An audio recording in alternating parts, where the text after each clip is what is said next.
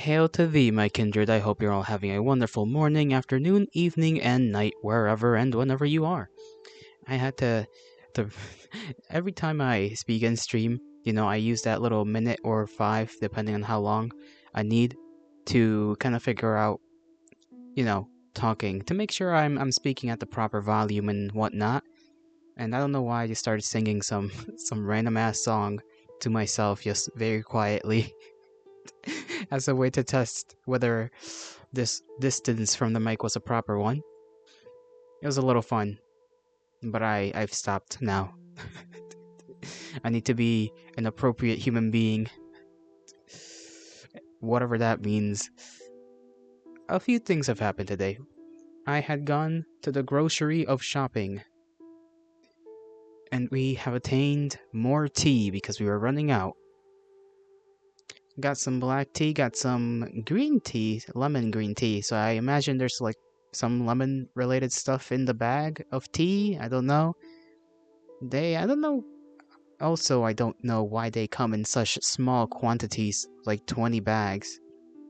When, like, the black tea that I got, it was 100 bags for like a dollar something. And I know it's probably very low quality or whatever, but comparing that to the 20 bag green tea, lemon tea thing, it gives me a couple of questions. I also figured out how to plug in my actual headphones into my PC without it being weird. It turns out I just straight up was not plugging in the actual piece that goes into my earbud all the way, or sorry, not earbud, headphone all the way. Like it was just not plugged all the way in.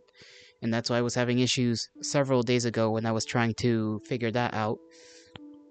So now I don't have to use my busted up earbuds. Because as much as I like them, as much as they're kind of useful and very convenient to wear, they are kind of busted up a little bit. Had to do the whole audio balancing thing on them. And it's just not the same. It's just simply not the same. If I want to get another pair, it's like $20, and it's gonna take a damn month for those to get here because they come from China basically. They're good, IEMs are pretty neat, but they are very sensitive, I guess, to moisture, so that messes them up. At the same time, they are only $20. They're pretty damn good for $20, but, something that's $20 should not be expected to survive long, unfortunately.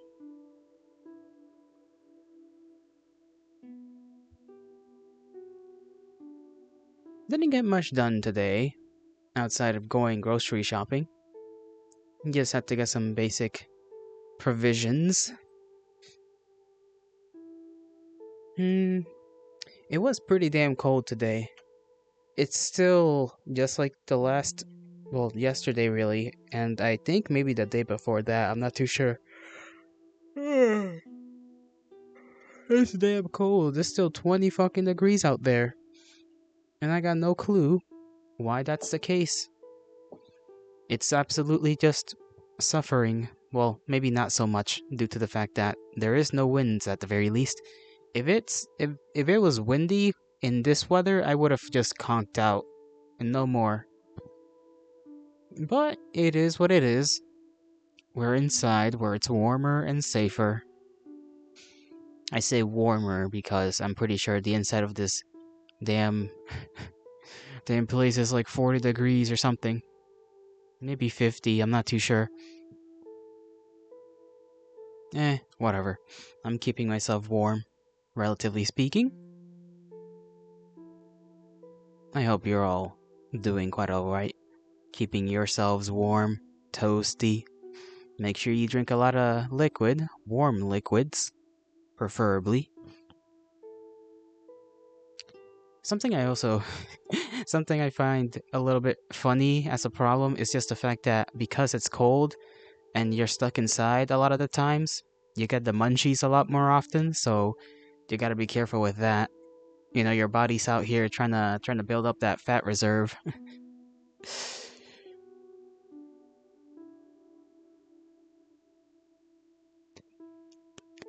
Hmm. And the reason that's particularly bad for me is because we got honey buns, and I like honey buns. I am one who demolishes honey buns if they've not been demolished after like a month or so. I'm just going in that damn cupboard and it's gone. You'll never see a single piece of evidence that it was ever there in the first place. My tea is still very, very hot, so I can't drink it right now. Unfortunate. My feet are also cold, but that's because I'm not wearing socks. I should probably be wearing socks. I just don't know. I don't know. I just don't want to wear them right now. Hmm. Oh, yeah, I forgot to mention.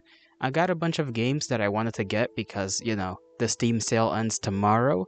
And so I was just like, damn, I gotta buy stuff. Whatever I want to buy, I gotta buy it today. I gotta make the choices, right? Spent 40 something dollars on 6 games. You'll be seeing those in the future, so I'm excited for those. Because some of those I can just play multiple times, right? Just keep going, keep playing and playing and playing. And then others are just games I found and thought would be fun. Hail, Scratch, how do you do? Dropping by to say hi because I can't watch. That's quite all right, friend. I hope you do all right. May the may the gods bless you. uh, hope you're doing all right though. Make sure you're eating. Make sure you're drinking water. Make sure you don't get sick.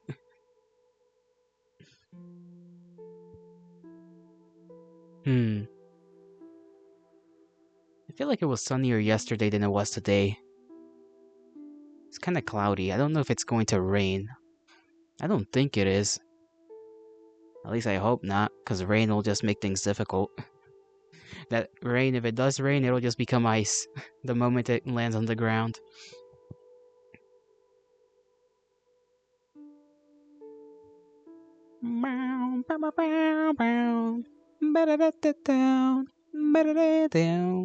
Sorry, I should probably get to the game now. I've been just babbling on about random little subjects here and there. Alright, load. Right here. Last time, if I remember correctly, which I do not, but I'll try my best to remember what we did last time. Uh, I remember the old man that we, as in Mary, the player character. Mary was helping out Twyla with something at the nursing home, and then an old man started dying, and then, we didn't know. Mary did not know that the man had died until later that night, and that was kind of sad. And then she went to the funeral. She basically cried herself to sleep there because she was like the last one at the funeral, and she was like, I'm sorry, I'm sorry. It was pretty damn sad. Pretty damn sad.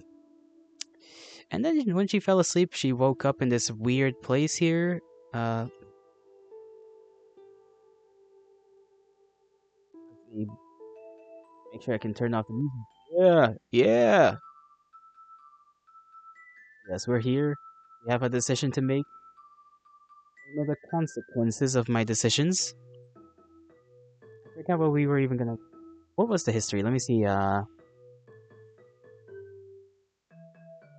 Right. She woke up. She got off the ground. Everything seemed strange. There was a faint green glow all around. The air felt foggy and moist. In front of me was a house that looked similar to the cabin, but the cabin, that this wasn't the cabin, was it? I have no clue where it was. What do I do? So we just gotta figure out what the hell exactly we should do. Look around, take a whiff, feel, or listen, and or knock. Maybe listen. Maybe I feel like listening would be a pretty good choice. Silence. Okay, take a whiff. Took a big whiff to smell. I took a big whiff to smell my surroundings. There was a faint smell of lemons coming from all directions. Though I didn't see any. Okay, a little weird. Look around. I looked all around me. Except for the house, I could see nothing in the distance. Uh, there were no other buildings. Well, there were no other trees either. Or people. It was almost uncomfortable how empty it felt. Feel. The grass felt like a soft carpet. The rocks and wood of the house felt artificial, almost plastic-like. Right, I guess we have no other choice but to knock. I suppose there's not much else I can do. I climbed up the porch and walked up to the door.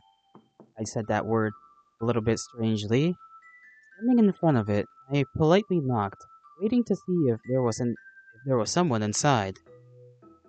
I didn't hear any, so I knocked again, a little louder this time. I hear I heard something coming.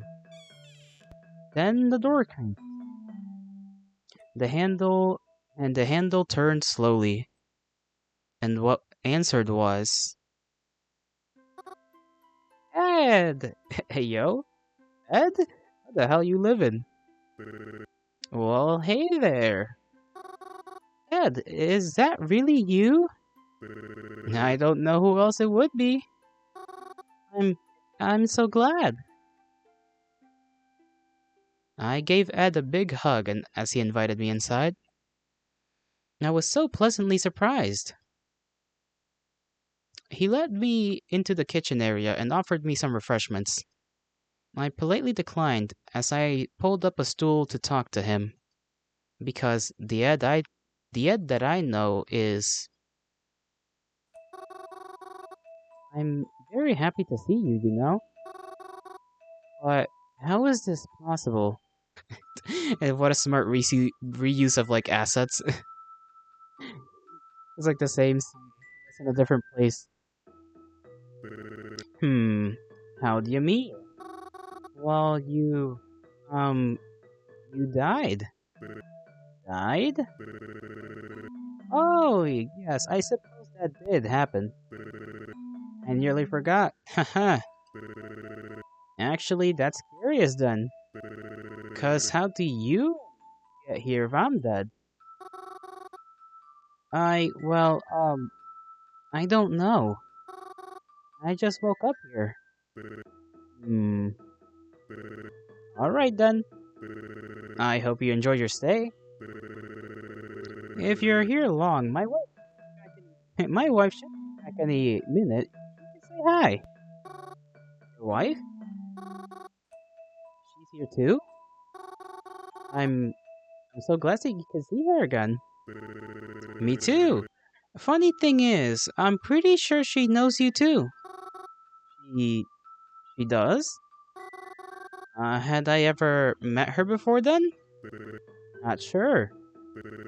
But she says a red-haired girl brings her flowers a lot. And you're the only red-haired girl I know that's not in the family. That's really? That's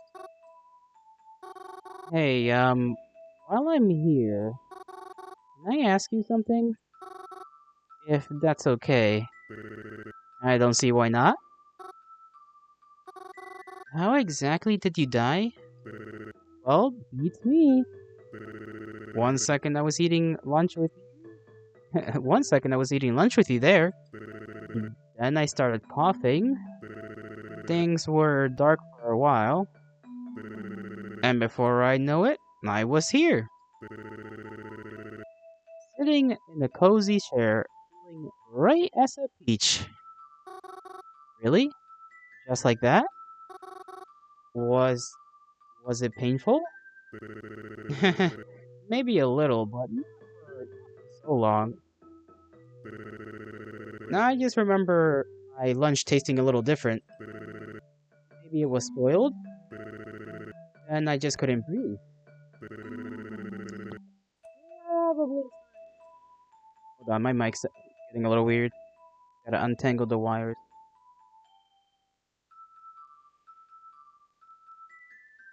Alright. probably started choking from eating too fast. Would choking cause him to cough up blood like that? The answer to that is no, Mary. I see. And that's all you remember? I can't say there was much else. Thank you. Even a little information helps a lot. Helps with what? Oh, don't worry about it. Besides, I don't think you really have much to worry about if you're here. Well, I suppose that's true. You don't want anything? You don't want anything while you're here then? We just stocked the fridge. Go on, help yourself. My mic is acting up. Let me see. Okay. We just stocked the fridge. Go on, help yourself. Oh, well, if you insist, I suppose. Thank you very much then. I got up from the stool and walked towards the fridge. That's kind of weird, isn't it? Isn't it? I don't know. Probably a little weird. I think I didn't think that people would. I didn't think that people would need to eat.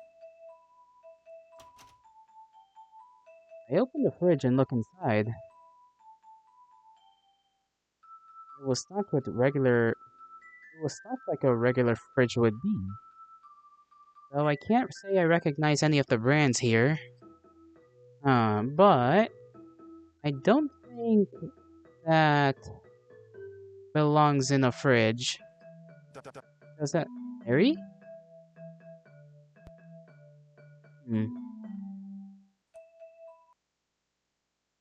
I jumped to my feet as soon as I heard my name called. The sound of Reginald's voice had jolted me awake. So, was that just... Oh, thank goodness you're okay. I saw you lying on the ground and was worried something bad happened to you. I don't think a cemetery is a good place to take a nap, you know. A nap? Then... Was that all just a dream? But... Ed, and the way he spoke... I couldn't have made all that up, could I? Reginald? What are you doing here? Ah, that's right. I never told you, did I? I'm a coffin maker, you see? And, well, I've actually got business with someone who works here. Oh, you make coffins? It's actually pretty... Before I knew it, someone from behind me harshly gripped my shoulder. Oh, why, if it isn't Twyla. Twyla, oh no. Hello, Reginald. Huh? Oh, hi, Twy. You're kind of hurting me. What's going on here? Oh, you're friends with Mary too? How lovely! Oh, Twy, dear. I haven't seen you at the library in quite some time. Did you stop working there? You should have told me. I look for you when I go in, you know? I was worried something terrible might have happened to you. Uh-huh. Well, it was nice seeing you, Reginald. But Mary and I have to get going. We do? Aw, is that so? Yes, we're already on schedule, so it's best we leave immediately. We are? Alright, perhaps I'll see you later then. Maybe. Goodbye. She's sussed out by Reginald. Twyla practically dragged me out of the cemetery. I felt really bad, since I wasn't able to say goodbye to Reginald first. Once we were out past the gate, Twyla gave me a smack on the back of the head. Ow! Why'd you do that? What were you doing with him back there? Huh? What do you mean? Why are you in there with Reginald? Huh? Oh, he helped me. He helped. He helped me. I didn't see. Stay away from him. Huh? Why? Because he's my top suspect right now. I... Really? Why would I lie to you about that? I... I don't know. But... You're sure it's him? Not entirely. But I can't think of anyone more suspicious. So try to stay away from him if you care for your safety at all. Alright. Well, let's go then. Huh? We're doing something after all? Well, I was just going to do it myself. But since you're here, I might as well take you along too. Let's go. I'll tell you what I know along the way. Hey, where are we going? Hardware store. A hardware store? Yeah. You see, back when we looked in the kitchen of the retirement home, I saw something. And I'm pretty sure, hey, was it antifreeze? Huh? How do you know that? Well, back when we were in the retirement home, I saw this trail of something I wasn't sure of. But it was like a trail of... Oh, Twyla hit me over the head again. Ow! Please stop doing that. Yeah, Twilight, don't be... Twyla, don't be a bitch. Yet, why didn't you tell me? I didn't have the chance. And, well, something else confirmed it too, for me too. Yeah? What's that? Well, back in the cemetery, I think that I spoke to Ed's ghost, the man who died. Oh, please, don't try to bring up a bunch of supernatural shit into this. I'm serious. I was in the house. His house. Broke in? No, it was like a ghost house. I don't know how to describe it. And he offered me food. When I looked in his fridge, there was a gallon of antifreeze there. At least, that's what it looked like from the way it was labeled. Right. I promise I'm not making it up. Sure, whatever. By any means, do you know what we're looking for? Back when we were in the retirement home, I saw a nearly empty gallon of something magenta-like, with the majority of its label scratched off. Yeah, I took a sample of it. Analysis showed that it was some type of antifreeze. You took a sample. You went back to the kitchen? Oh, don't try to start an argument. I did what I had to do. It helped us, didn't it? Because now we know what it... But not because now we know it was some type of antifreeze. Some type? It's close enough. Must be a new brand or some bullshit. I don't know. That's not the point. That's not the important part. When I looked further into it, I discovered that whatever brand that was completely different than the kind used by the retirement home and their vehicles. That means someone else had to bring in that antifreeze. Is my stream lagging?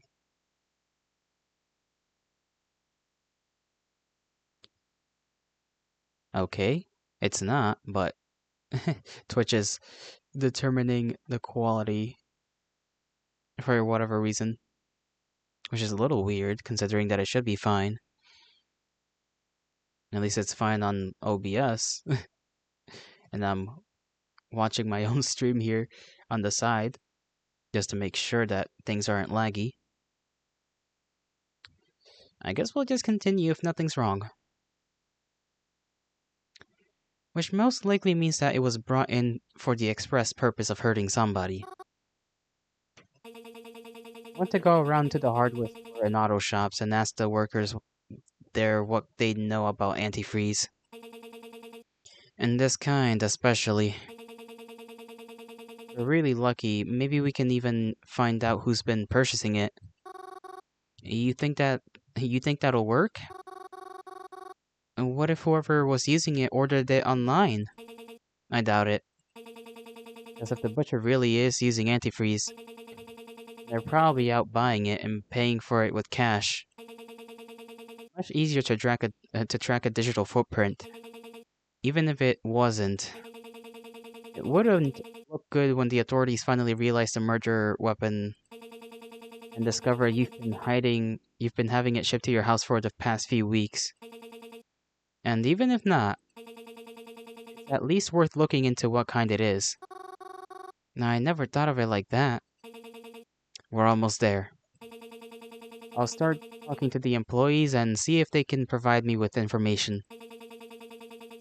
Go and look at all the antifreeze and see if you can find anything that looks like this. Twyla showed me a ripped part of the label and as well as a liquid sample in a small jar.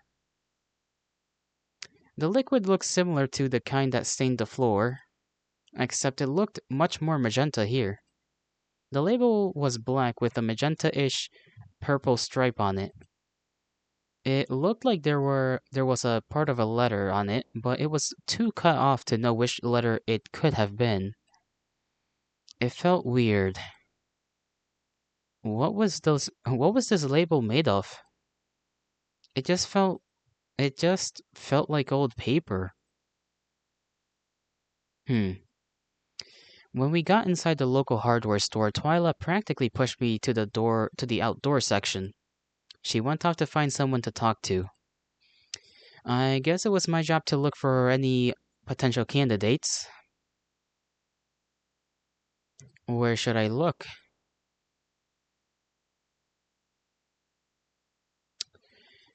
If it has a paper label, maybe it's like an older. I imagine it's maybe an older kind of antifreeze, something most people wouldn't buy anyways, so it would be less recognizable. So I don't know, bottom shelves? No, well, people place.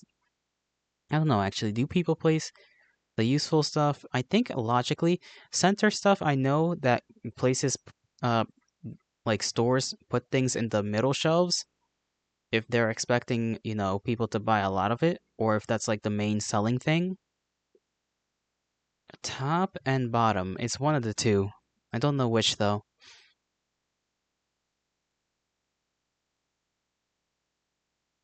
Let's check the bottom shelves. Nothing down there but bags of soil and and fertilizer. It smells bad.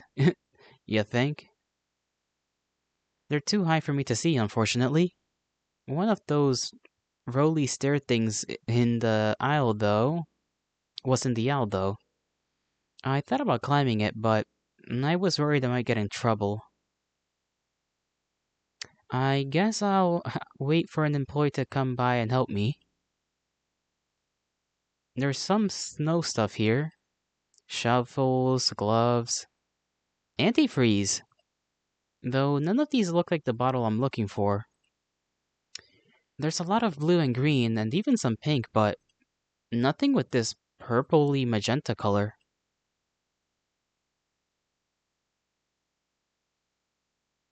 Okay, I guess that choice didn't originally matter. So let's save here again. Maybe we're going off track. I guess it depends, right? Because there's a lot of different kinds of antifreeze that get used for different things. Hmm. Maybe we're going off track. Whenever I heard things about the butcher, it was always something about it was always about something violent. So, how does that correlate with this? Are we really on the right track?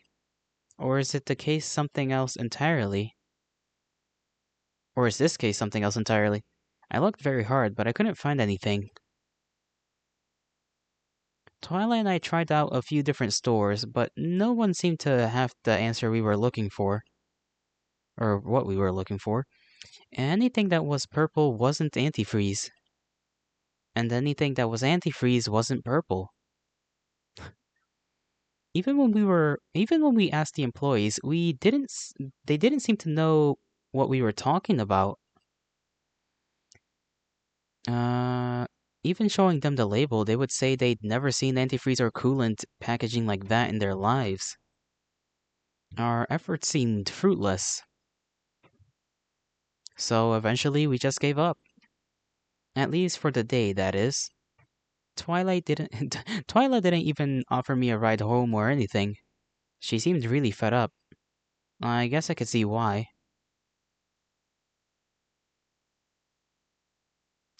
I just ended up heading back home after that. We had spent a while out together, and it wasn't as if I could do much more today. And that was the day was pretty exhausting, anyways. So I went home to do the usual evening things, and the night proceeded as normal. Can I ask you a strange question? Are you there? Where are you? Where are you? I'm here. What was your question?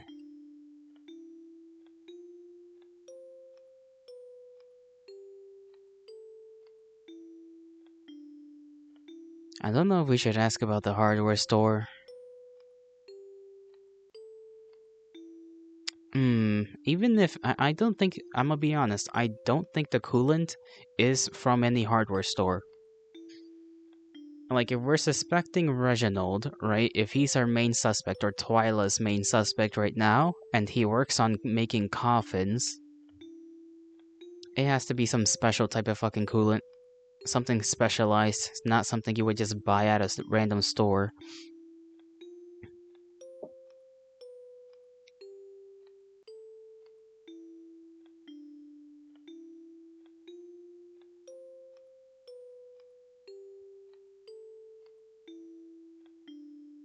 Hmm.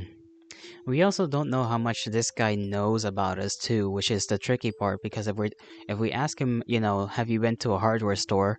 And if he knows we've been to a hardware store, there's gonna be questions about that, right? We're gonna be he's gonna suspect us of something if he's stalking us, which, considering he says he has our parents, is most likely the case.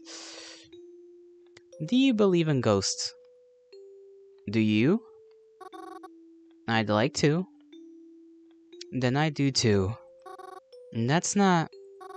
You can't just believe in them if I do. You can't just believe in them if I do. Why can't I? I trust your judgment. So if there's something you believe in, then I believe in them too. I guess I can't stop you. Good good night, Mary.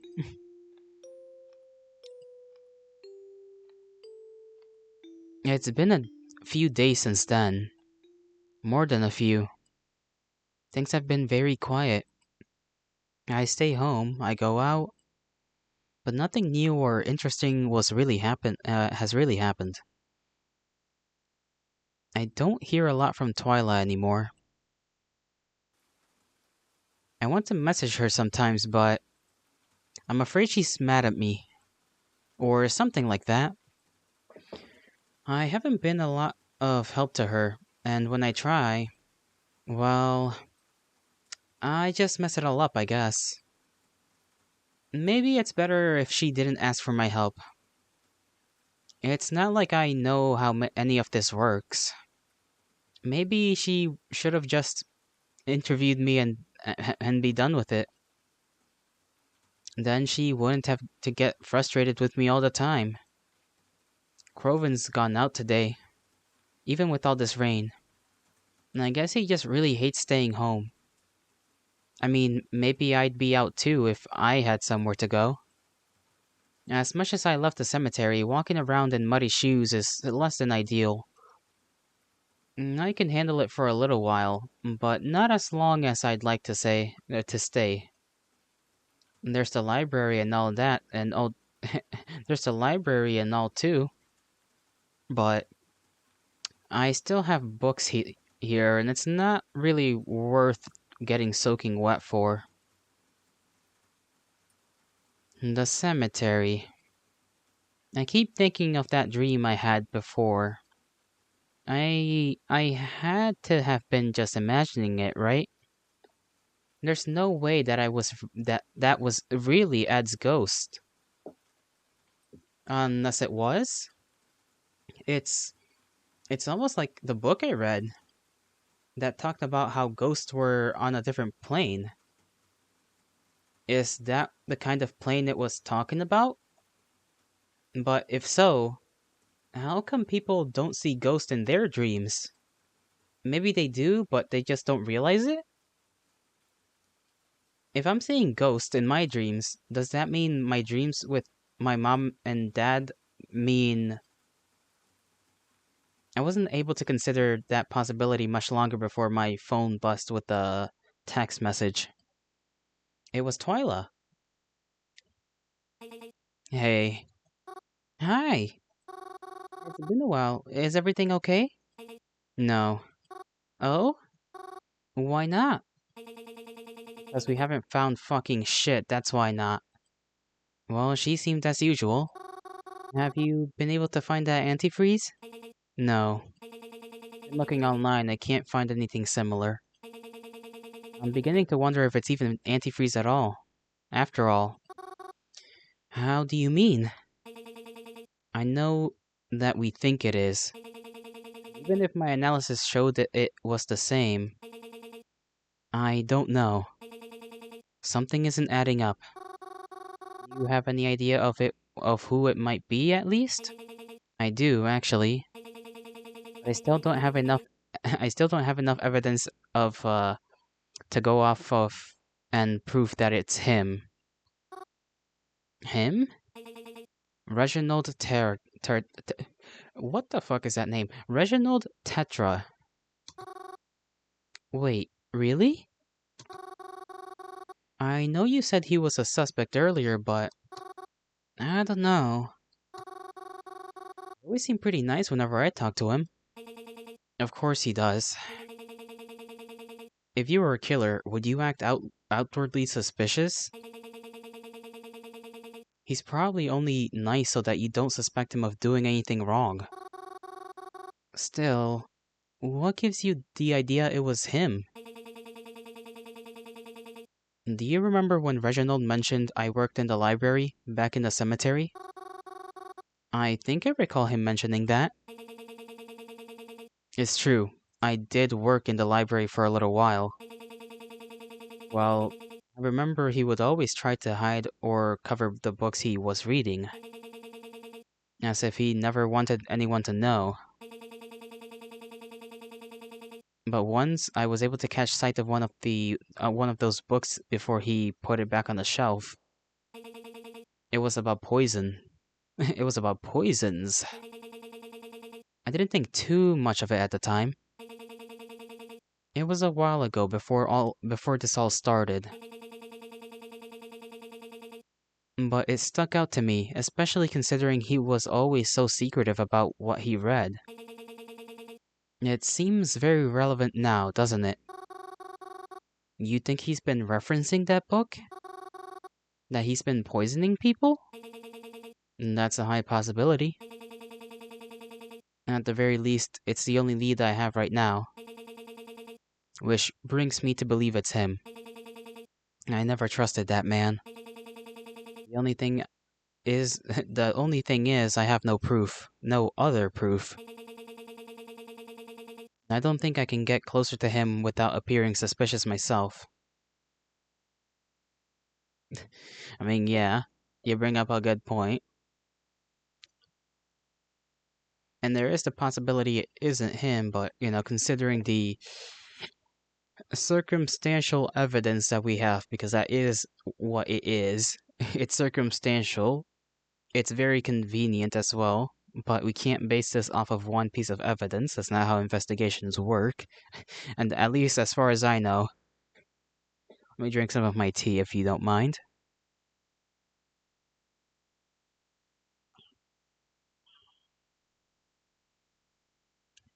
Quite refreshing.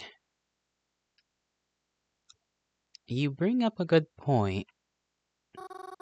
I guess he could be a suspect. But I'm still having a hard time believing it's him. But then again, you've known him longer than I have, I guess. Listen, Mary. I know a lot of people in this town. But no one has ever struck me with more suspicion than Reginald Tetra.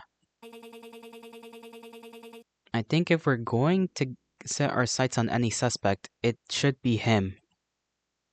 She seems so certain of it, but she's given me no real reason to suspect him. Besides, he seems so friendly and sociable.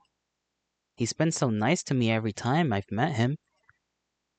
I don't want to think he would do something like that. Well, then, why, if you're so certain it's him, why don't you contact the police? I'm sure they can look into it if they'll. I'm sure if they look into it, they'll find something. The police are a bunch of fucking idiots and all and full of scummy fucking people. We've been over this. Have we really though? Have we? I don't think so. Even if that wasn't the case, I don't want to be involved in any investigation of theirs. Can't you send in an anonymous report or something? Do you really think that any of those reports actually stay anonymous? Do you realize how easy it is to get information, Mary? Even just texting this over the phone with you makes me concerned.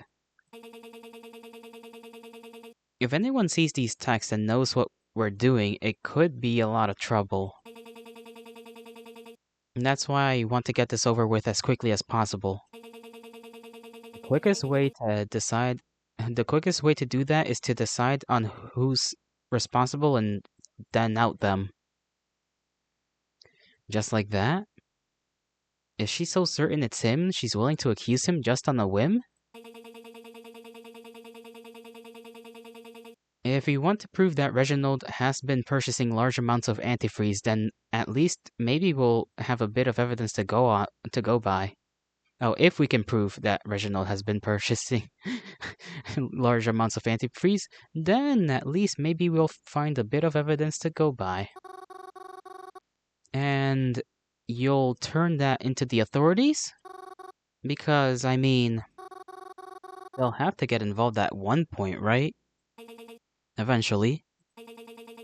But that's for me to worry about.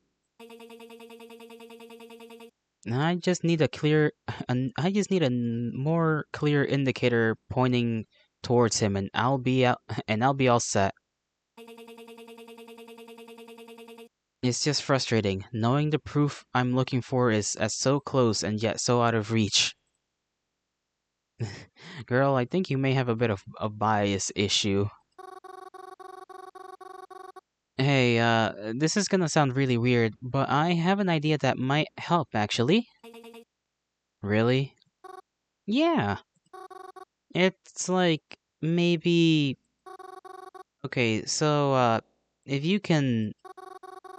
I want you to collect a list of everyone you think might have been killed by the butcher.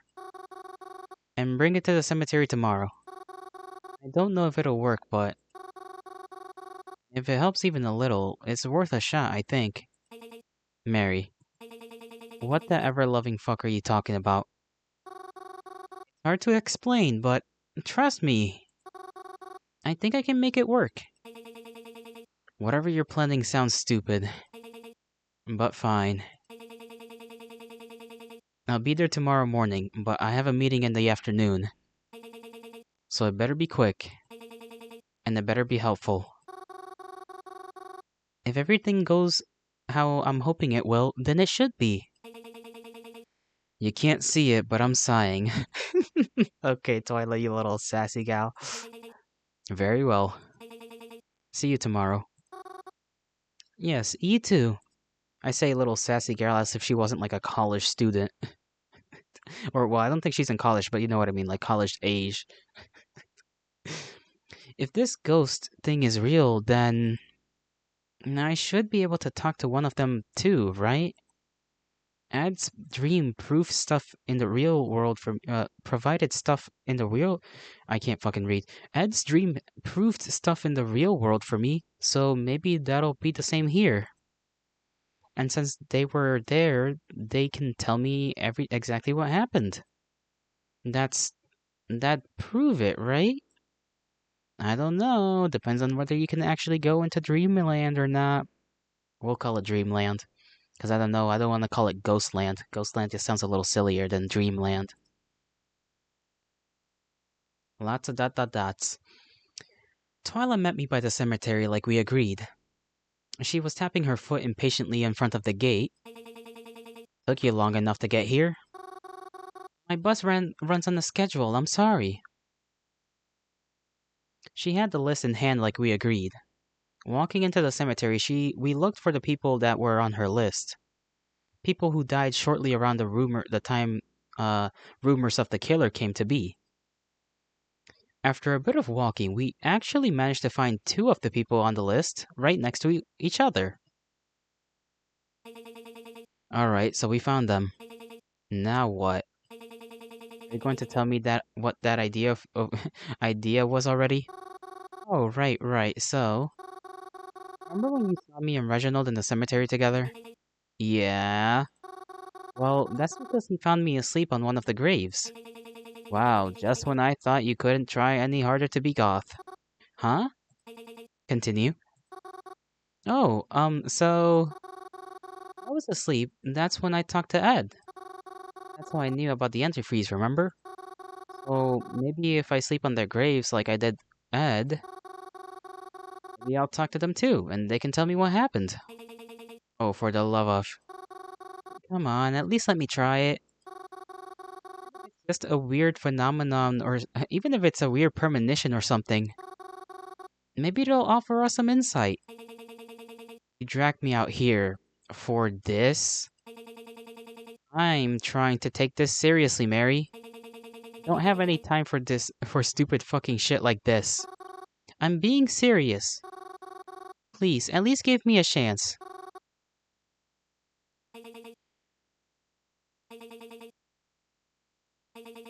Fine.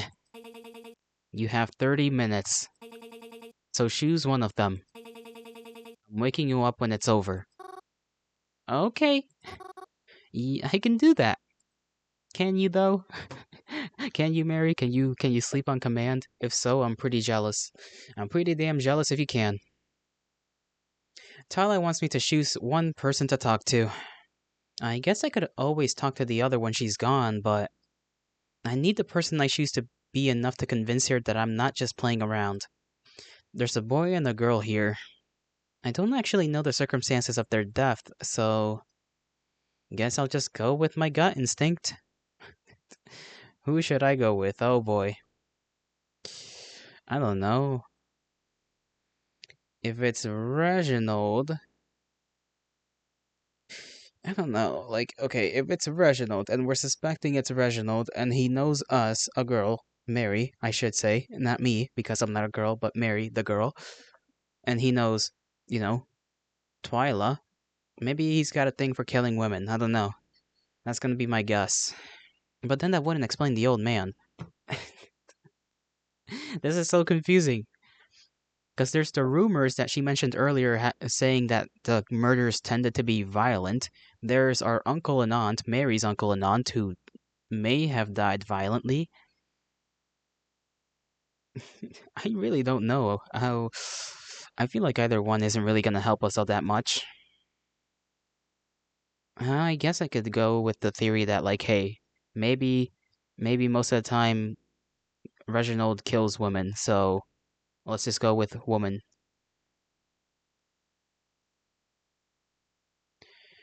I laid atop the grave and gently shut my eyes. It felt weird to be doing it purposely this time. But I was prepared and made sure I woke up extra early today, so that I'd be able to fall asleep with no problem. It happened. Just like last time, I woke up in an unfamiliar place. But getting a closer look, this place seemed more familiar than I thought. I recognized this place. I looked up at the building before me. Its flowy awning that its flowy awning didn't wave in the wind like it usually does, but the glass door was propped open, as if inviting me in. I guess I guess that was my destination. I cautiously took a step inside. This restaurant was completely empty, and things seemed to be covered in a fine layer of dust. I heard about this place being closed temporarily, but the way it looked now made it look as if it had been abandoned for years. Ah, there's a girl here. She didn't seem to acknowledge me when I came in, but she was the only other person here. I approached her. As I got closer to the girl, I noticed her playing with her hair, and as she moved it away from her face, I could see the horrible rash that covered her. The dizzy way she was standing made it seem like she was made it seem like she was so exhausted. What happened to her? Who's there? Oh, I'm sorry. I should have made myself known. You're Merlot, right? Merlot Colette? Did I scare you? Not at all. I could sense you coming. You smell like pretty flowers, old friends. Oh, thank you? Question mark? Though I can't say I know you. I don't think that's quite true. Well, anyways, I'm really sorry. I don't have a lot of time here. Could I ask you some questions about how you got here? Well, it's been a while since I've been here. Here? What does that mean? I only got here when you did. Only when I did? I haven't been to this place since that awful date. You had a bad date here? Well, my date was nice. My meal? Not so much. I have an allergy, so... Huh. So, that's, that's how that, I don't know how to say this, had that rash on your face? Mm-hmm. I always break out like this when I have nuts. I guess they accidentally put some in my food. I see. I'm really sorry. It's strange, though. What I ordered was never supposed to come with nuts of any kind. I used my EpiPen too, so I don't know what went wrong. I I I thought I'd wake up in a hospital, but it turns out it's not at all. But it turns out it's not at all, I guess. I'm very sorry. Was there anything else strange? How so? Did you see anybody maybe suspicious? Not that I can think. But now that you mention it, oh, there was another unusual flavor. Another unusual flavor. This fucking microphone is pissing me off. I'm gonna eat it one of these days. There was another unusual flavor. It was really bitter. I tried to wash it out with some of my wine, but it didn't help me at all. It was even like, the more I drank, the more I tasted that awful flavor. Guess it didn't mix well with alcohol. But I stomached it anyways. I figured it was just a vegetable I wasn't used to. And I felt like it was burning, but maybe that was just a nut. Oh, I see. Thank you for telling me. Can I maybe look at your food? Look at your food before I go to see what was in it? Sure, if you'd like. Not like I'll be eating it anymore. Tee hee hee. Bent down and inspected the food that had been scattered across the floor. Just looked like some salads to me. Tossing over them, I noticed that what could have been nuts, but I'm honestly not sure. I also looked over the to her spilled wine glass. Did I dare taste it? It was kind of gross, already being on the floor and all, and I don't even like alcohol. But please don't try to fucking lick it off the ground. Girl, don't do it. Don't do it. It burned. Oh no. It fucking did it. For the investigation. I guess time's up. I was woken by Twyla, who roughly shook me awake. She was clearly running low on patience. Well, did you find out anything? Or did you just waste my time? Huh? Sorry, I'm still a little drowsy. Well, snap out of it. Tell me what you learned. Um, uh, there was a girl there at a restaurant. One that's been closed for a little while. Had an allergic reaction to her food. Is that all? Oh no, it wasn't just that. There was something in her food too. I thought it was just red wine, but it burned as soon as I put it to my mouth.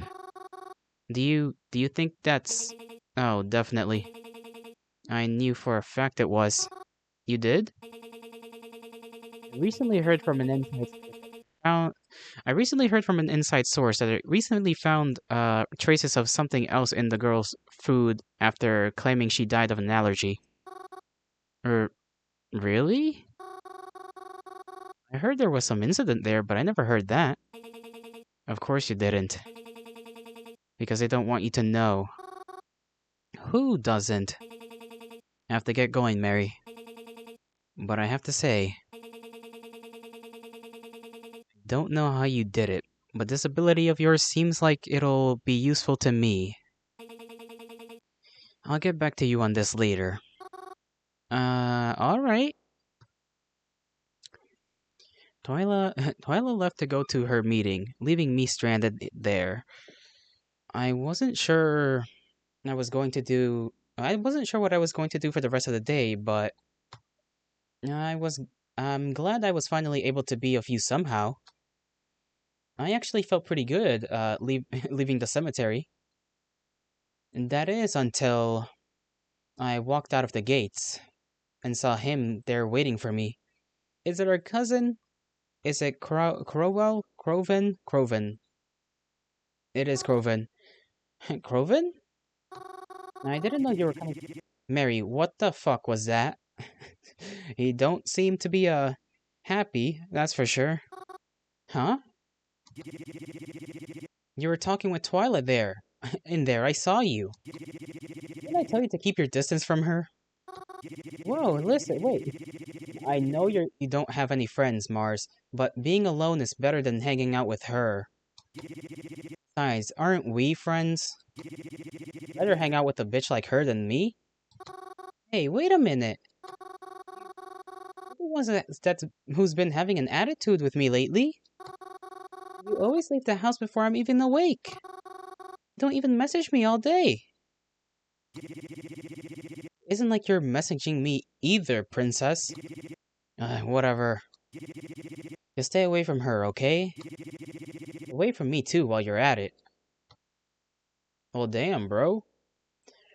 Croven angrily stormed off after that. I felt so conflicted. Croven never used to get mad at me like that. I know Croven doesn't like her for whatever reason, but I know Twyla isn't a bad person. She may do some devious things, but I know she's doing them for a good reason. She has to care. She has to care about people putting her life on the line to try and stop a potential killer. She may not be the nicest in personality, but she's got a good. She's good in heart, right? You never know, girlie. You never know. The rest of my day after that was uninteresting.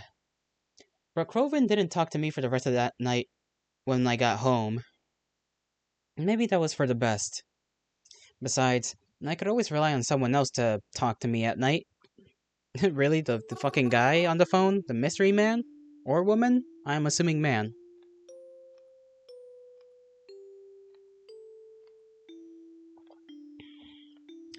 And then he stomped away. I see. I'm sorry you were faced with that. It's whatever, I guess. He's always in a bad mood lately. Yeah, so I try not to take it too personally. Do not. I don't. Just wondering, but if you were in my shoes, do you think I could trust him on it? I can't answer that for you. They're your friends, not mine. How do you feel towards them?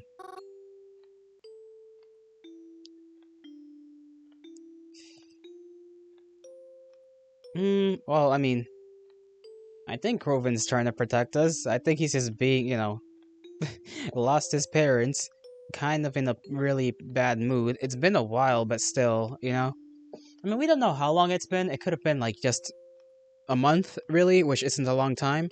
Because there has been by now two time skips, sort of. But that has only been days, so I can assume it's been like 2 weeks, and I don't know how long ago the disappearance slash murder of Croven's own parents were. So,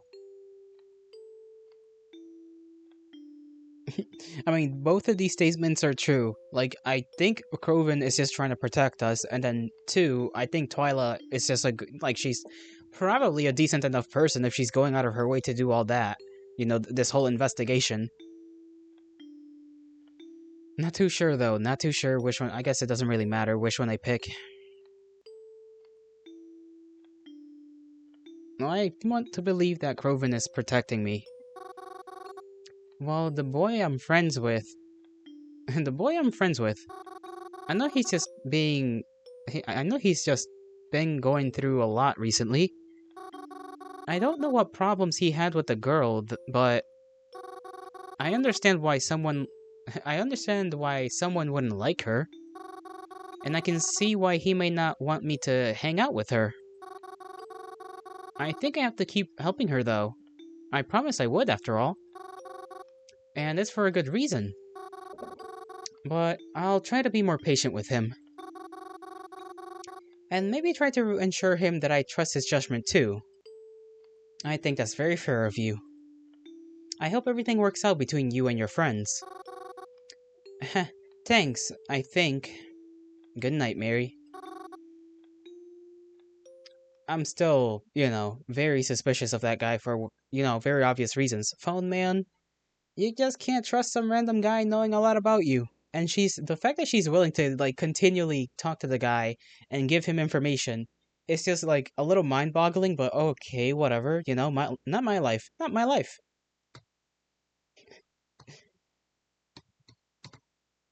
And I had a pretty decent sleep, despite everything that was bugging me. I said that wrong. That was bugging me. I feel like I said that was bugging me. Like, said it very strangely. Before I even got out of bed for the day, my phone started buzzing with text messages.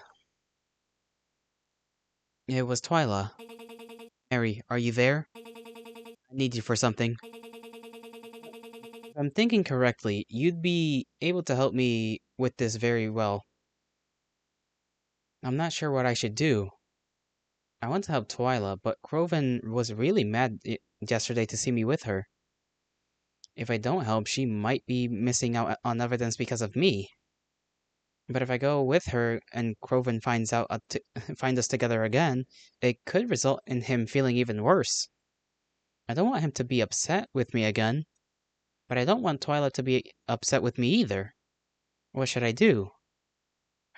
God damn it, we gotta come here with choices again. Okay, now this choice is a very important one, for sure.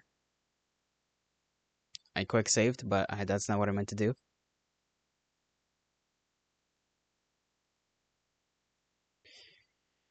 Okay, we can either help her out, or we can decline her and respect our friend slash cousin's feelings about the subject.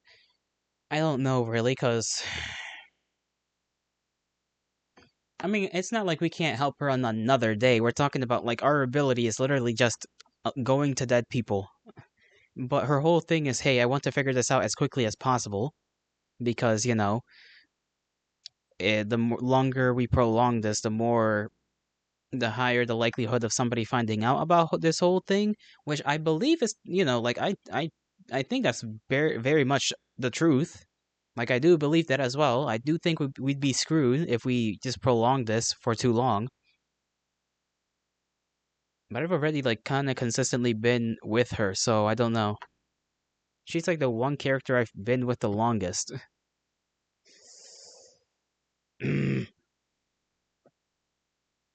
Choices, choices. We could flip a coin on it. We could flip a coin on it. Hmm. You know what? You know what? No, actually, I only have one hand available to me right now because the other one is holding the mic at a proper distance. So let's flip a coin. Okay, let's see if I can catch this thing with one hand. Heads is we go with Twilight and I mean Twyla. Why am I saying Twilight? And then Tails is declining her. So let's let's pray this shit is the right decision. Okay, the coin almost landed on my head.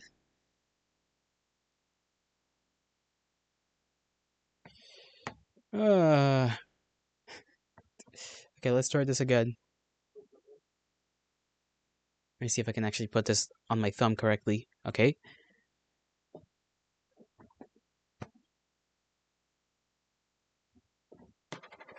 We got Tails this time, so we shall decline her. Because, I don't know. What happens, like, what do we do for the rest of the day, though? Is our boy even gonna be watching out for us? Because he's like, stay away from me. That's the whole thing, too. It's like, on one hand, he's telling us, stay away from Twyla, right? On the other hand, it's like, he's also not gonna be around. So, I don't know, I guess. Well, we also can't really play both sides now, can we? The coin shows, fuck it. What? I'm really sorry, Twy, but I can't make it today. No, this is important, but someone's been getting jealous I've been spending too much time with you. But you can handle it without me, right? Not like I've been much help to you anyways. Are you fucking serious right now? Who the fuck even is it? I'm sorry, but I'd rather not say. Like fucking seriously? Fine. I'll let you off this time, even with that weak-ass excuse. Even with that weak-ass excuse. Okay, Twyla, relax. Don't let this happen again. I was able to get Twyla to let me off for today. Though if she catches me outside today, she'll know something is up. So I guess I'll have to stay home for today. I walked downstairs, thinking about what I'd have for breakfast now that I didn't have to rush anywhere. But when I reached the bottom, I was surprised to see Croven was still at home. Well, I guess I was wrong about him dipping. I guess he's here. Here he is, not smoking outside like he usually is, or, I don't know, going off to see the deer. I forgot what their name was. It started with a V. That's all I remember. Oh, you're still here? You want me to make us breakfast? I can make French toast, if you'd like. Hey, I just wanted to say sorry, Mars. I shouldn't have flipped at you like that yesterday. It's just... she makes me so mad. Hey, Croven? Can we talk about Twyla? Can we not? Please, Croven? I want to know why you hate her so much. Enough to yell at me for it. Listen, it's really none of your business. It's not important why I hate her. You just need to know that I do. It is my business. You don't, especially since you don't even want me around her. I didn't even know you two knew each other. Uh, she like an ex of yours? Don't even imply that. You really think I'd go out with a bitch like that? I don't know, bro. Maybe. Sorry, I shouldn't have made an assumption like that. Mary, you're the last one that should be sorry in this situation because that is like about the only assumption you can make considering this motherfucker is that mad about her. Besides, I don't think the asshole has even a single loving cell in that cold husk of a body. Especially since... Never mind. Can we please not talk about this? It's just going to piss me off It's just going to piss me off more. If I'm being honest, I'm kind of getting sick of having to apologize all the damn time. Look, if we're both going to be home together, can we not make our conversations about her? Come on, I'll literally do anything else. Watch a movie or... Fuck, I don't know. Let's play a board game or something. Wait, you're staying home today? Well, yeah. I mean, lots of our time together now is just me getting mad at you. And I thought that was pretty unfair. Yeah, you better have thought so, motherfucker. It's not like I want to yell at you or anything. So, I don't know. I'd rather do something fun. I'd like to do something fun too. Can we play a board game, like you said? I haven't played one in a really long time. I miss it. Yeah, sure. Whatever you want to do. Oh, yay! I hurriedly went into one of the little storage closets we had in the cabin.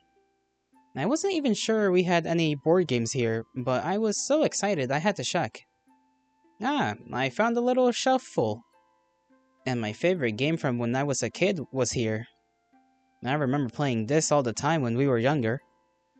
Even though I haven't played it since. I'm sure Croven hasn't either. It makes me wonder if my aunt and uncle kept it because they knew how much I liked it. Pfft, that's probably silly to think. No, it's not. It's absolutely reasonable to think. What are you talking about? Either way, I hurried it back out of the closet so we could begin playing.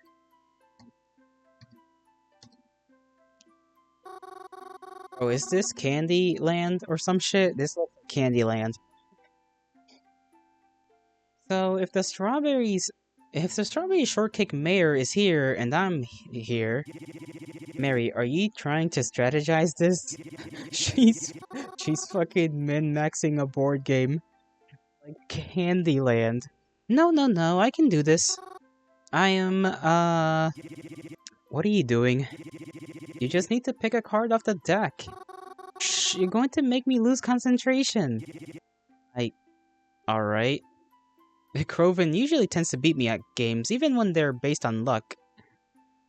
But I definitely can beat him this time. I just need to pick the right cards. So are you gonna pick a card or what? I told you to shush! If you're not gonna pick one, I'm picking one up for you, Mars. Hey, no, I'll go! Wait, that may actually be a smart idea. I always lose at games, but Croven usually has pretty good luck. So if... Okay, wait. So your strategy is going to be let the guy pick it. Wouldn't that just create, like a stalemate? Because if he's lucky, and he's picking his own cards, and then he's picking your cards, you'll just be stuck there forever. If he picks my card for me, I may be able to win this after all. But what if it still counts for my luck?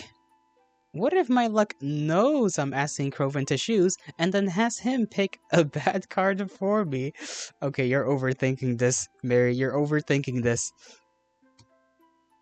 Because it's technically still my turn, even if I'm asking him to draw the card. Actually, okay, bruh. Okay, sure, okay. Let's make a big boy choice here. Make Croven choose. You choose. Me? Yeah, draw the card for me. Never win, but maybe I will if you do it. The card. It's the same card regardless of whether I draw it for you, whether I draw, whether I draw it or you do, right? Just do it, please. All right, all right. I watched as Croven picked up the card, anticipation stirring as he eyed the image on the front. Then he turned it around, to show it to me. No way. The licorice lady's house is so far behind from where I'm at, where I am. I don't want to go all the way back there. Sorry, Marcy, but that's the way the cookie crumbles. He gave me a smirk as he took my pawn and moved it back to what might as well have been the start. Then he drew his own card. I win. What? No way, let me see. But it was true. Got a card with a blue on it. There was no blue space between him and the finish line. And since the finish space is rainbow colored, even when you draw for me, I still lose. Hey, don't blame me, blame the cards. Sigh. But it honestly didn't matter if I won or lost. I was happy to be spending time with him again. Even he said that he had a fun time playing it. So we took out another board game. And another. And when we got bored of that, we started watching movies together. He eventually seemed tired of it and just kind of scrolled through his phone while the movie played. But I was happy like this. It was like how things used to be when we would hang out together. I wish it could always be like this.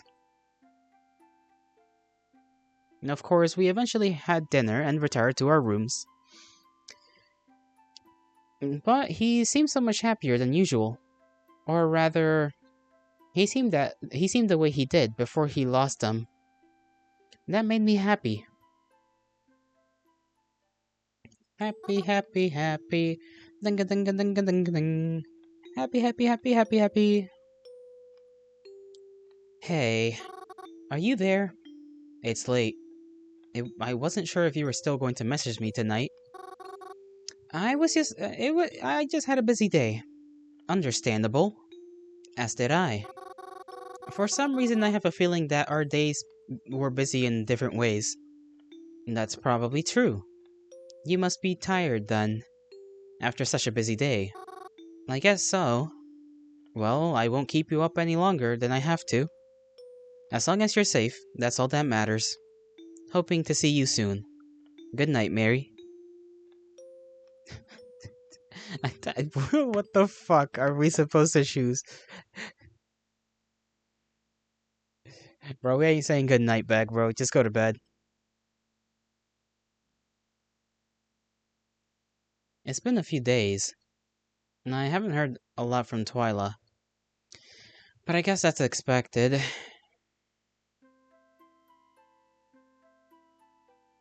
Normal people scare bees and enlightenment. That symbol was in the previous game, I think. In, not the previous game, but in, Blackout Hospital, I believe. I think on the TV, what, like, the save, spot was like a TV you went to, and I think that's the symbol that was on it.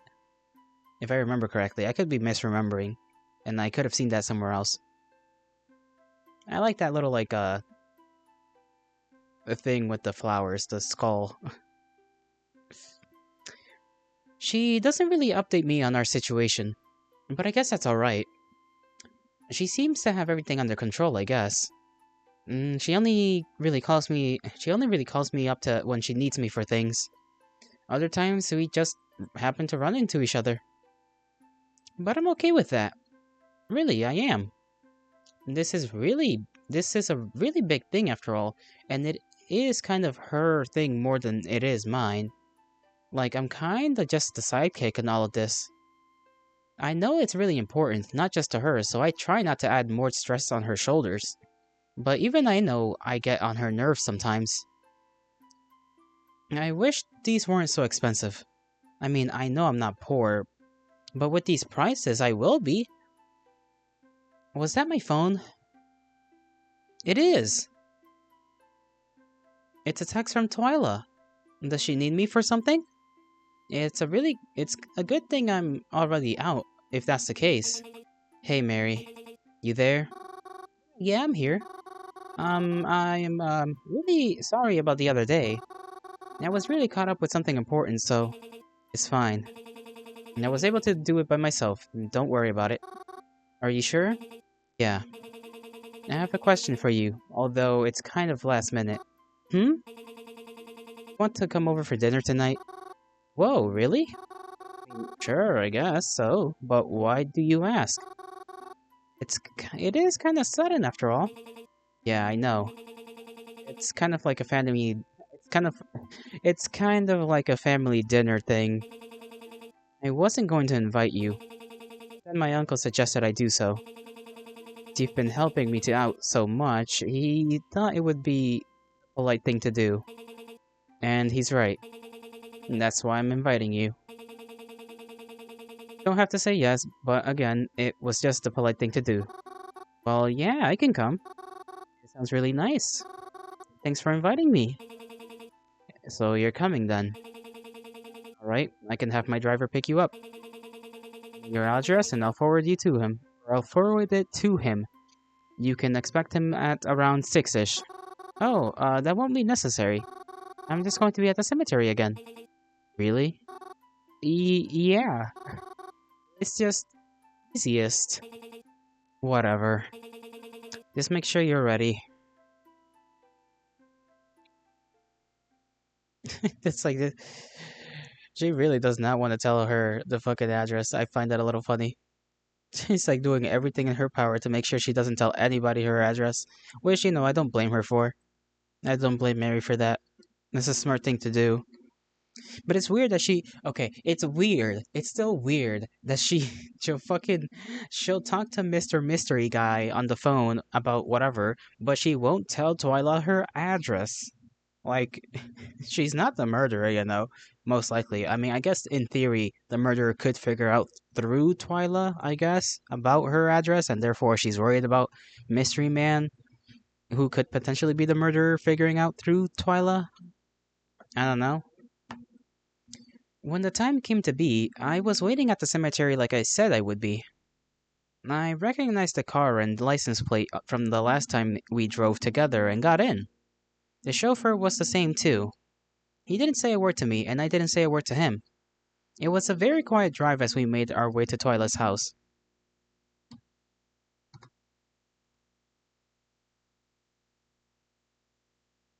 Upon arriving there, it had already turned dark.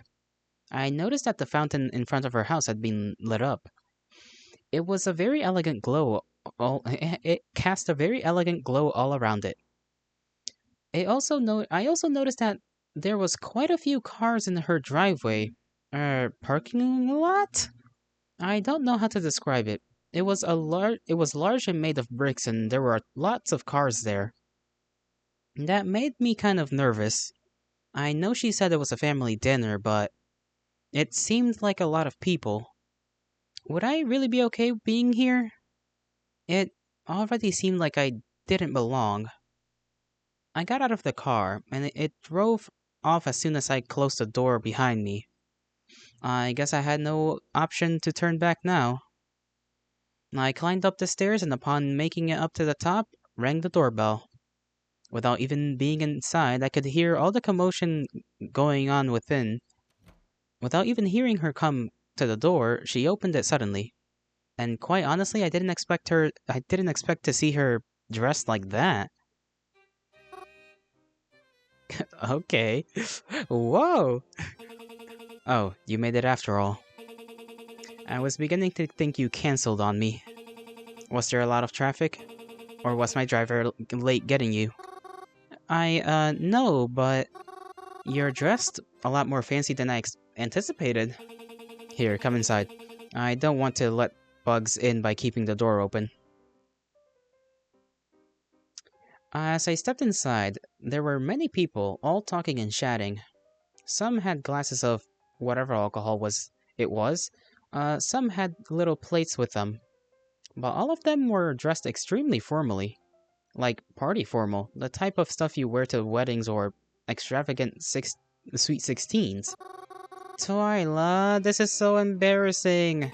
Hmm? You didn't tell me people were gonna be dressed like this. Or that there were going to be so many of them. I feel so embarrassed. Why didn't you tell me? I would have at least dressed up more. Oh, don't be dramatic, you're fine. You dress semi-formally all the time anyways. I have to go make sure dinner is running smoothly, but you can do what you want until then. As long as you're not snooping through my things or anything. Wait, I can't just stay with you? You're the only person I know here, Twy. No offense, but you'll just get in my way. You'll be fine, though. See you during dinner.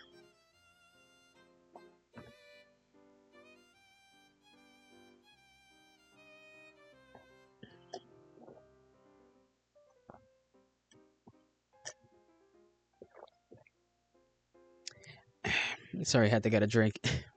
Twyla left shortly after that, leaving me to wonder why I had agreed to come to this in the first place.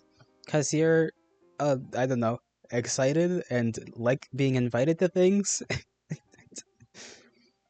When she said family dinner, I guess I imagined something much different. A quaint event with some extended family and a nice meal. This definitely was some sort of party she was throwing. I don't even know how many of these people... I don't know how many of these people are actually family, but... I think it was more than obvious that I wasn't. I felt like everyone was staring at me. It brought back bad memories of mine. I tried to find some place where I could sit and not bother anyone until dinner was ready. Eventually, I found the couch in her living room was surprisingly empty and took a seat. I tried to look as normal and small as possible.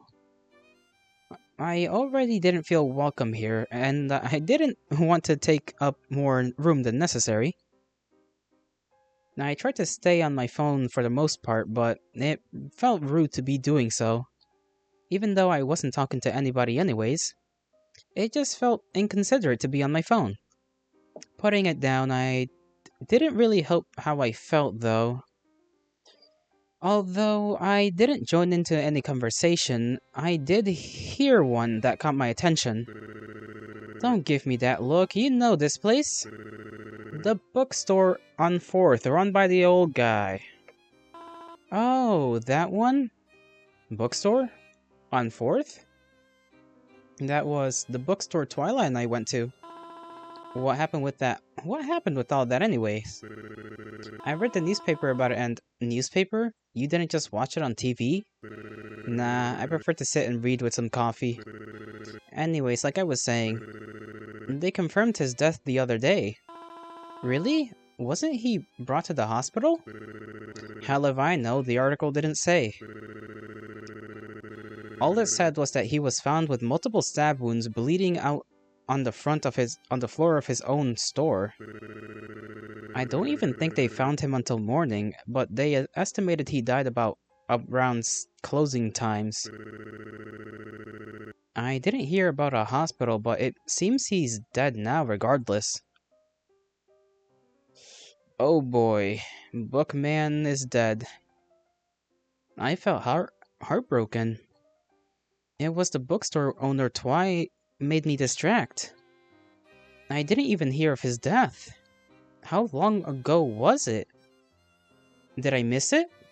Did they have a funeral already? He was nice to me though. But his store was so empty. Was he all alone in the end? Is this all my fault? Does death follow me now? Who's going to be the next to die? Deep in my own thought, I almost tuned out of their conversation. But then I heard another thing that made me snap out of it. Or back smack. Snap back into it. Is he even fucking here at all? I haven't seen him, but I wouldn't be surprised if he isn't. Not like he does anything anymore anyways. Denzin was always pathetic. Maybe now he's finally realized that. Denzin? That's Twyla's uncle, right? You sure you want to be saying that out loud? So loud, I mean, what if he's here? And he hears you?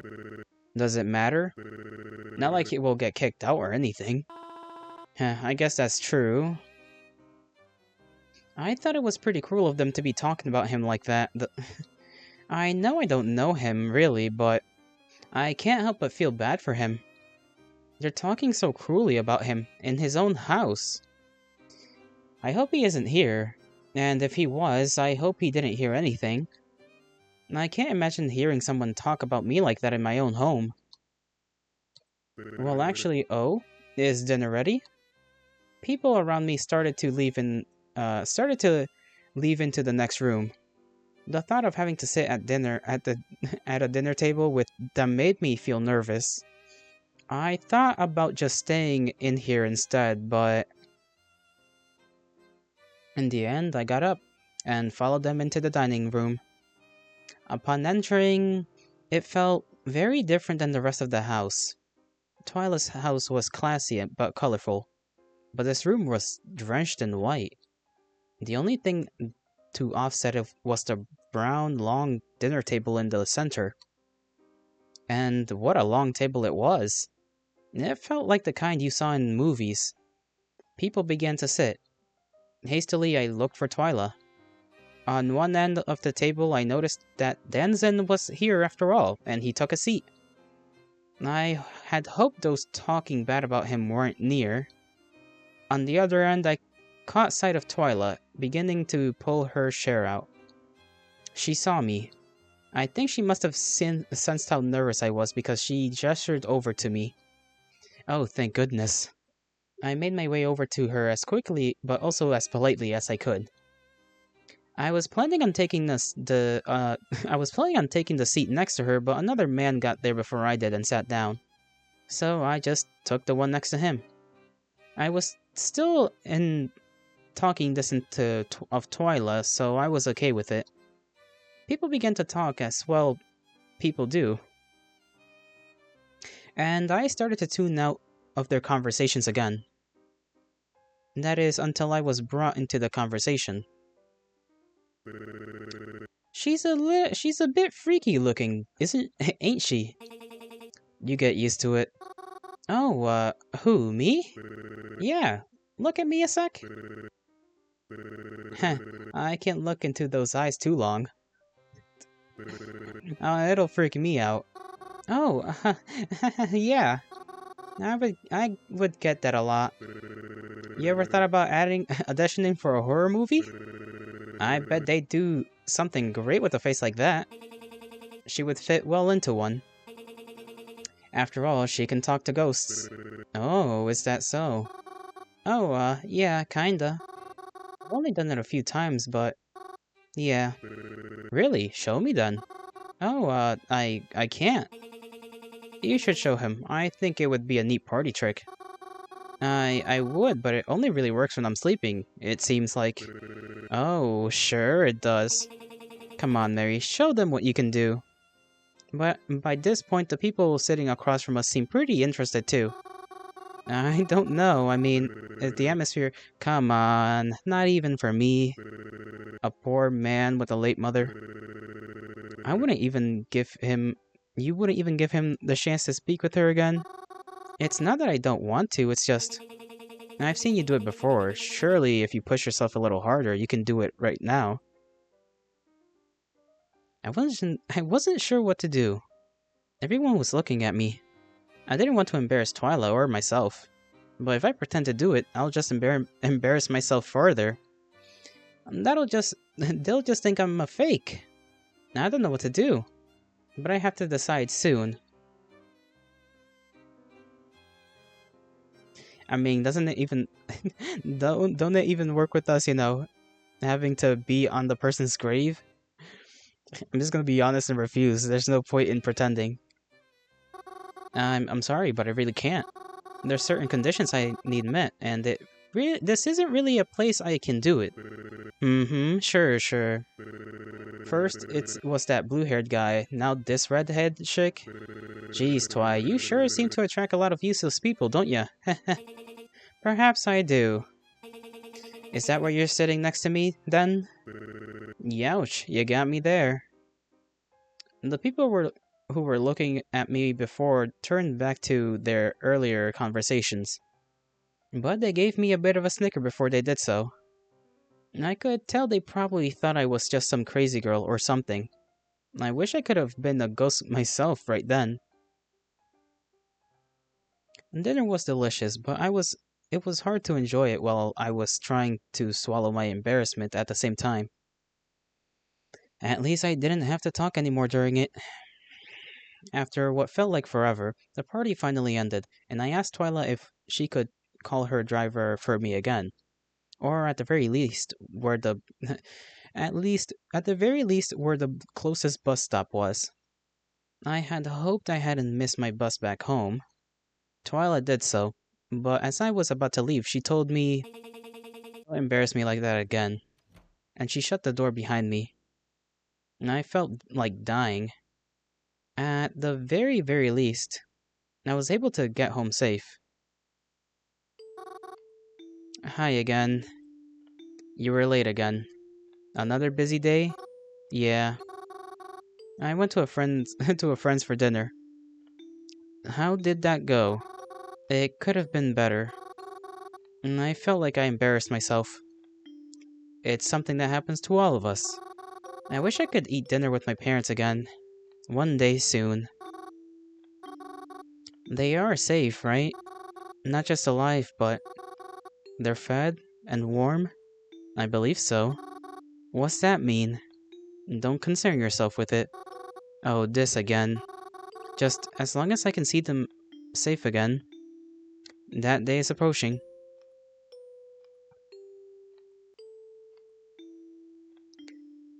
These are both the same question. He's not gonna answer either one, so may as well ask him, when will I see you? You will. Good night, Mary. Yeah, great fucking answer. It's been a few days since then. And I think Twyla has been doing well in the investigation. At the very least, when I message her about it, she tells me it's fine. Since Twyla didn't really hasn't really been the one initiating our conversations, I've been trying to. But it's usually only a few short messages, and the conversations don't really go further than that. I'm sure she's just busy though. And I know that if she needs me, she'll call me. So I just wait until she needs me. But I've talked enough about that already. I had a nice day by myself, actually. Sometimes it's nice to just return to the cemetery for a long day, for a normal day after so much chaos. I made sure I put at least one flower on every grave today, though I haven't talked to any of them. I had considered doing it, but like others tell me, it's probably not a good idea to fall asleep in public places, especially if there is a killer on the loose. So I decided I wouldn't do that today. But that's not what happened, though. Oh? I truthfully didn't mean to fall asleep. I didn't. But when I sat back against the mausoleum we have, after being outside on my feet all day, well, I was just so tired. What did you do, girl? Did you really fall asleep? I didn't even realize I fell asleep. Of course you did. Until I woke up to the sound of rain. I was supposed to not have had any strange dreams. I was surprised not to have had any strange dreams this time, but This was a big problem. Only the roof trim of the mausoleum was keeping me safe from the rain. And it was pouring. And even worse still, it was night. The only light I could see from the street lamps at the was from the street lamps that at the outside of the cemetery. Oh dear. How could I have slept for so long? Well, I couldn't stay hiding under there all night. I took a big I took a big breath and ran across the cemetery to the street. Luckily, the gate wasn't locked. Again, I was surprised, but thankfully as it meant I would not have to find some other way out. Once I was on the sidewalk, I noticed the street lights were the only lights on. Everything else seemed to close. How late was it? How late was it? I didn't want to pull my phone out in the rain to check, but by any means, I had most definitely missed the last bus back home. I wasn't sure what I was going to do, but I had to find shelter first. I ran through the rain trying to find anything that was open. It wasn't long before I felt my shoes filling with water. I'd get a cold out here too long. I'd get a cold out here too long, and the rain showed no signs of letting up. But I knew there just had to be something, anything, open. And eventually I made it somewhere. It was the movie theater. Thank goodness. Cashiers? Really? Fucking Cashiers? That's the name of a movie? I mean, these could all literally be references to like other games. I'm not too sure. I rushed myself inside and took a seat beside the posters, waiting to dry off and taking my phone out. Just as I had suspected, it was pretty late, and knowing the usual times for of the cinema, I could tell it wasn't going to be open much longer. What do I do? Even though I wasn't sure how he could help me right now, I had to try calling up Croven.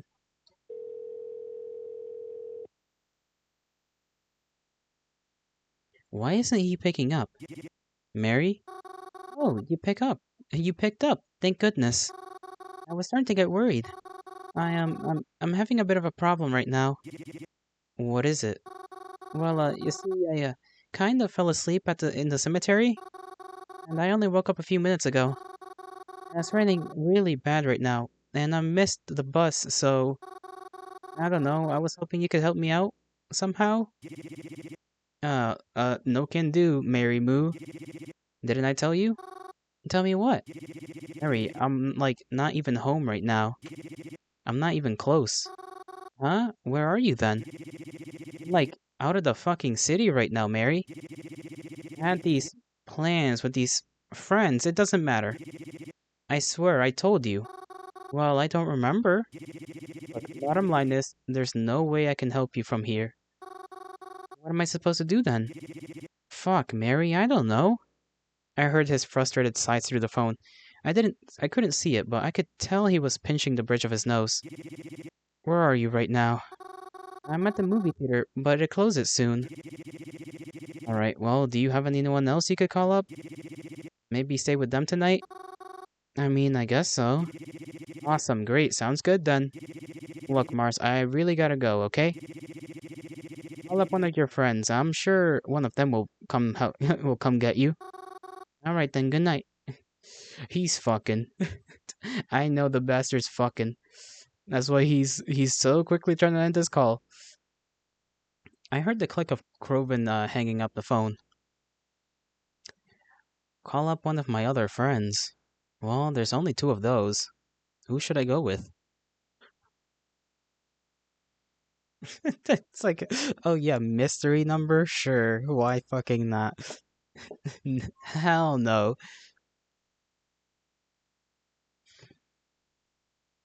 What time is it right now? Okay, it's not even. We're about 2 hours into the stream.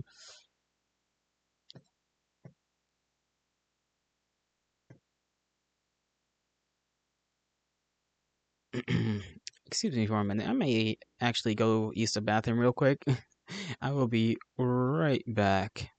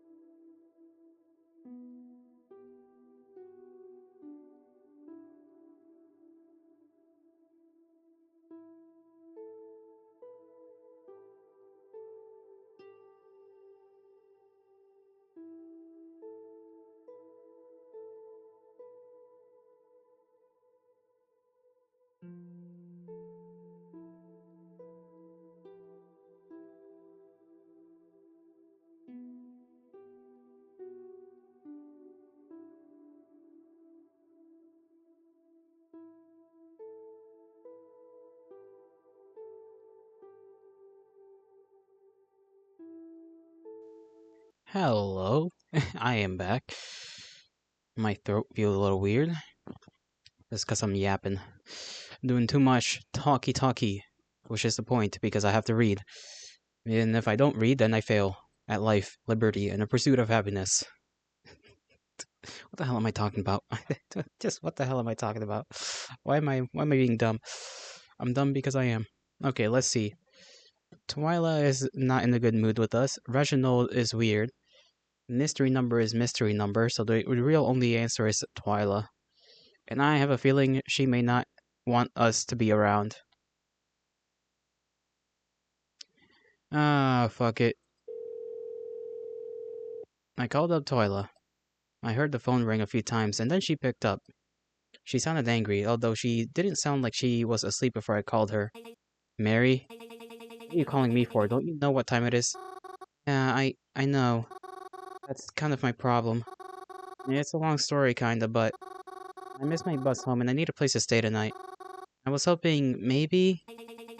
Are you serious? Yeah. Fine. But you owe me. Yeah, of course. Thank you so much. I'm in the movie theater. Let me guess, by the cemetery? Yeah, how do you know? I'll be there soon. Okay, thank you again. What do you mean, how do you know, Mary? You know exactly what she'd know. It's because your ass is always there. Twyla came to pick me up herself this time. By that, I mean she was driving the car this time rather than have someone drive for her. She was fully dressed, but I couldn't tell if she changed out of her pajamas just to pick me up. She seemed a bit annoyed picking me up, so I made sure to thank her again. The drive to her house was silent, except for the rain. Luckily, there wasn't really anybody else on the roads tonight, and we got to her house safely. Stepping inside the house, it felt a lot more calm, like the first time I visited.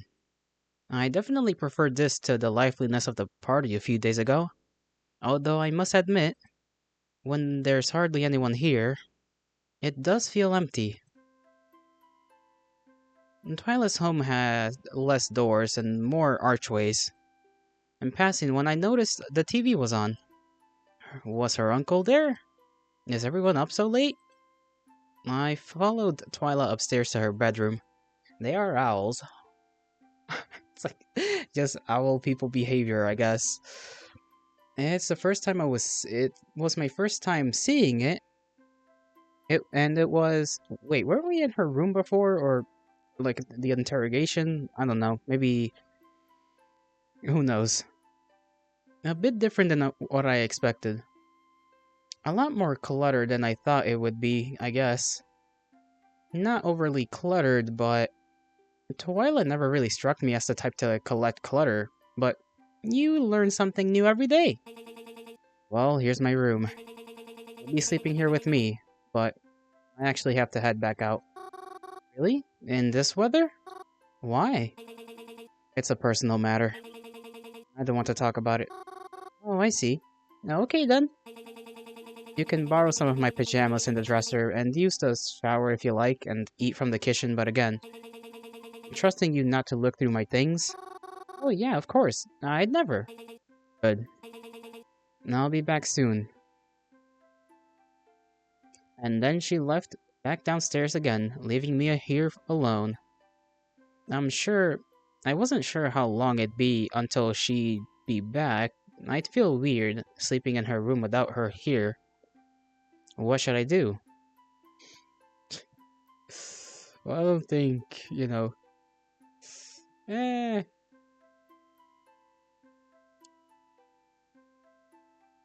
Well, we aren't supposed to snoop around. Kitchen, I guess? I decided to look in her kitchen. She said it was allowed after all. I headed back downstairs and into the kitchen. It was dark, but I wasn't sure where the light switch was. Was Twice's dinner party prepared all in here? It seemed like a small kitchen compared to the amounts of guests that were here for it. Was dinner really made here? Probably best not to question it. If I know anything. It's that Twyla works in mysterious ways. I wonder what she had in here though. I've never seen Twyla eat aside from the dinner party a few days ago. Well, I guess there's only one way to find out. I opened Twyla's refrigerator, and to my surprise, there wasn't much at all. Even with the giant party they had, there was no leftovers? Or did they eat them all already? Still, there was a lot of empty space. There was a bowl of cherries, some gallons and bottles of water, a leftover pizza box. Huh. I checked the freezer too, out of curiosity. There were two slabs of meat I couldn't recognize and a tub of vanilla ice cream. Well, if anything, I don't think there's anything I wanted here. Not even the ice cream girl? Like, come on, at least a little bit of ice cream, you know? I closed the fridge and looked in the pantry, but again, there still wasn't a lot.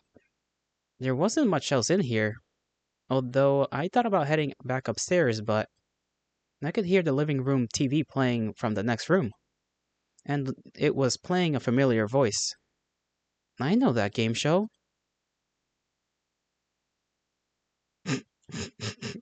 just just the uncle just there. Just absolute vibing, just doing his thing.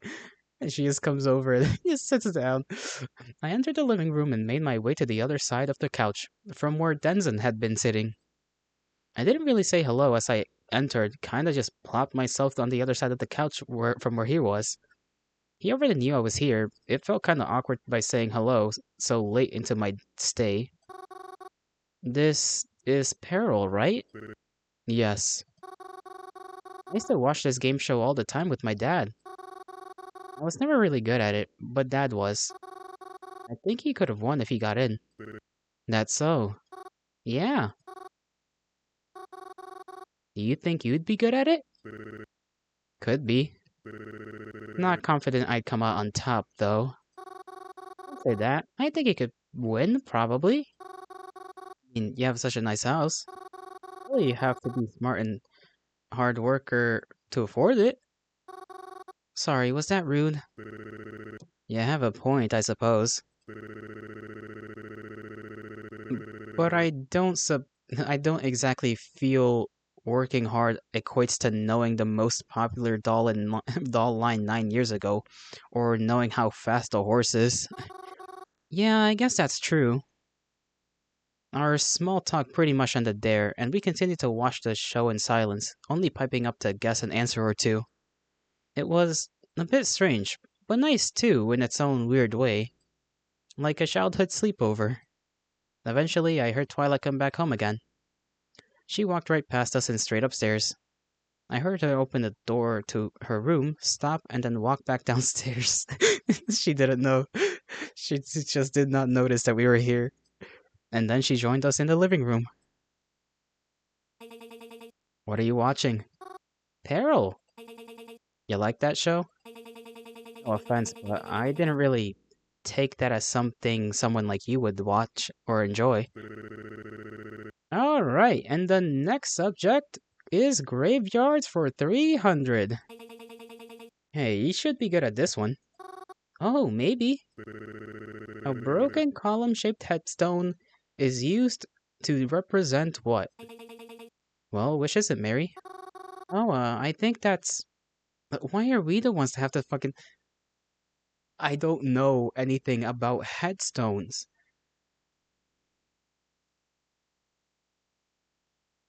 The fuck? Okay, game, just make us... what was the question again?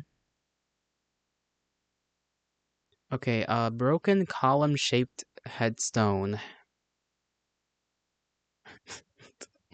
My ass is gonna look this up anyways.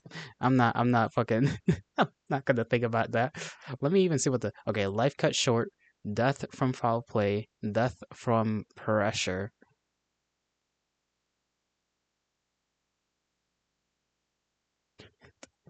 Yes, what the hell? Okay, let me see.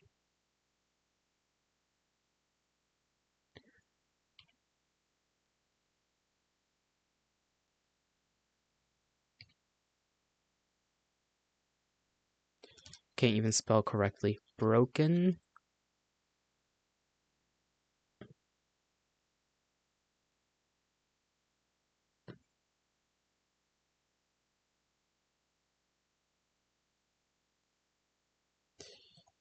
Can I spell correctly, please?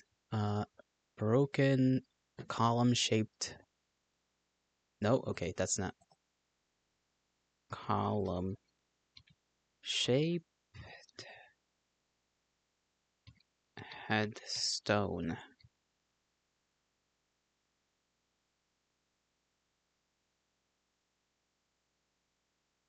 I didn't even spell column correctly. No wonder.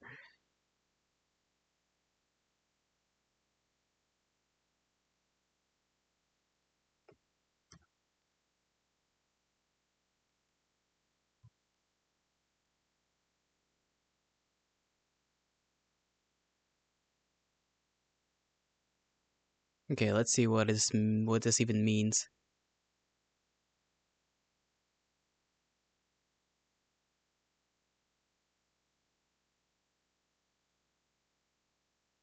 Blah blah blah. Pointing down. Animal sculptures. No. Urn. Inverted torches. Okay, any broken or incomplete monument or engraving, a column, sword, tree, flower, branch, typically indicates a life cut short. Yeah, that makes sense. And one of the answers is, a life cut short, so yeah, that makes sense.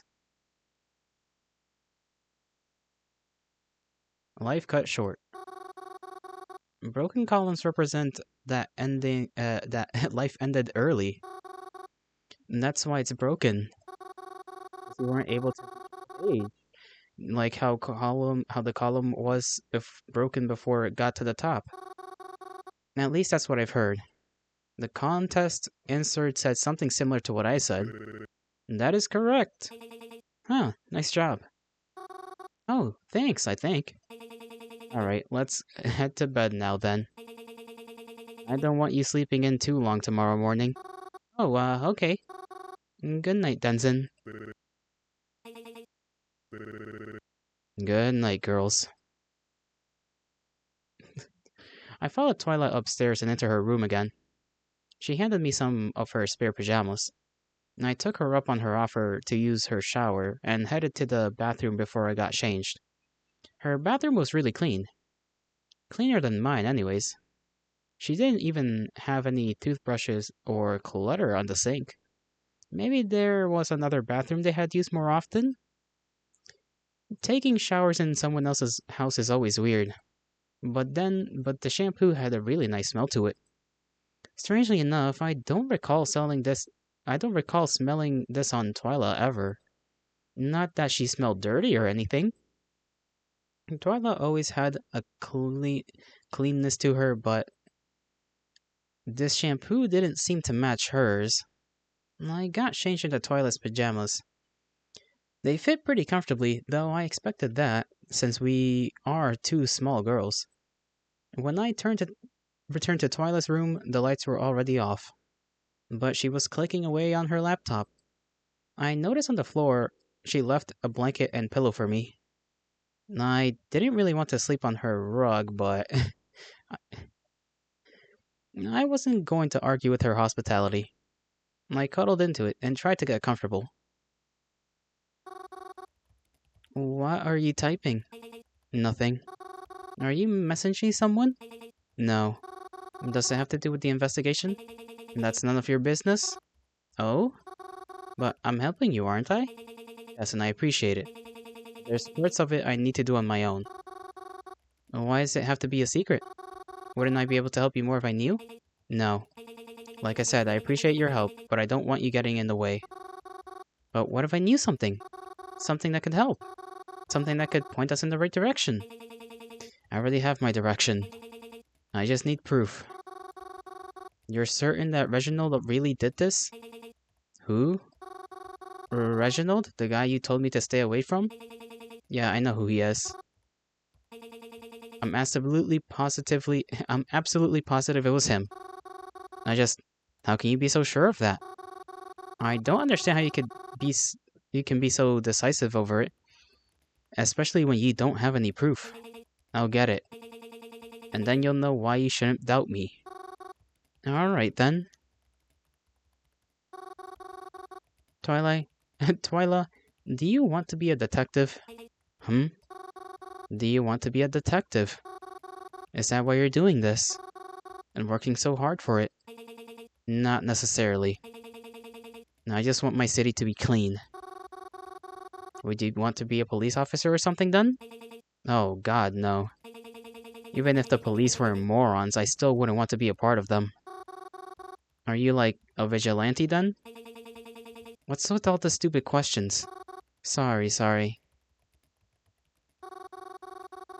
What will we do after we catch him then? What do you mean? We'll hand him over to the police. So that's when the police will step in? Yeah, they're the ones who need to arrest him after all. We just need to take care of it until that point. I see. And then? And then what? And then what about after that? What do you mean? There's nothing after that. It'll be done. That's it? There's nothing else you want to solve? No. Say that as if it's commonplace to chase down murderers.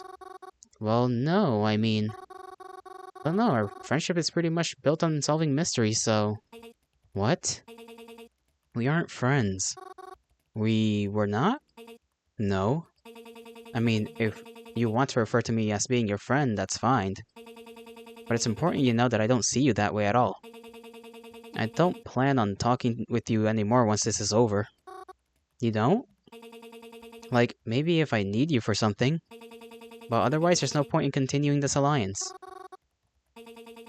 What? You're not upset by that, right? No, I thought I made it pretty clear. I was just being polite to you. No, I'm just really tired. I think I'll sleep now. Good night.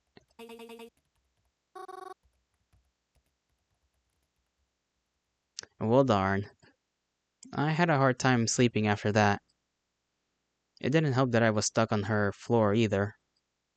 Yeah, I did eventually get to sleep. But I didn't feel any better about it in the morning. When I woke up, Twilight was awake too. And I don't know if she even slept. She seemed to be in the same position she was when I went to sleep. I guess she's something of a night owl. She didn't say anything to me as I grabbed my own clothes and left to the bathroom to change. I left her pajamas by the sink and headed back downstairs. I left without saying good morning or stopping for breakfast, and I decided I'd walk my way to the bus stop or something. Even though Twyla doesn't think of me as a friend, I'd like to still think of her as one.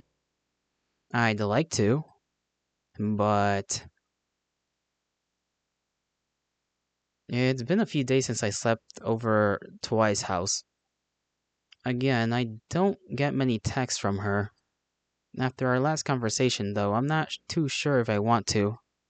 I'm probably just being too sensitive, though. Despite this, I actually haven't been too lonely. Especially this morning.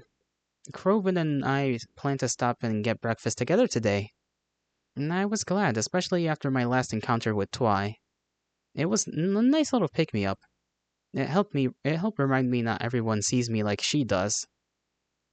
We went to Planet Dollars. Crovin really likes their coffee, but I can't stand coffee. And I did get something, though. We stood outside eating our food by the front window. I think we were going to walk around a bit, look in some stores maybe, but we got distracted in the conversation. And so then I'm like, what the fuck? You can't just say you're getting food and then not ask us if we want any. Then he starts acting like a dumbass because, well, you didn't tell me you wanted anything. Like, dude, if you say you're getting pizza, we all fucking assume you mean for the group. But no, this bitch just bought 2 slices for himself.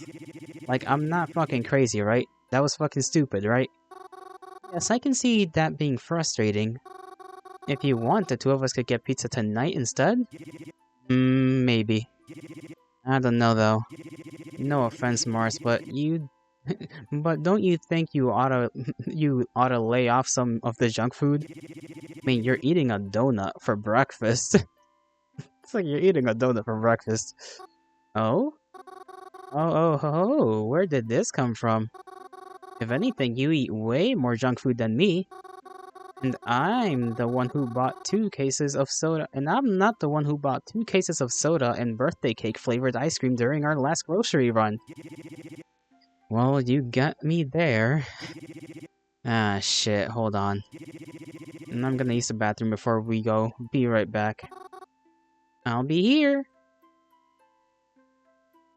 I watched Croven crinkle his now empty plastic cup in his hands and toss it into the garbage. I could hear the chatter of people inside from the brief second the door was open as he entered. I stood there patiently waiting for for his return.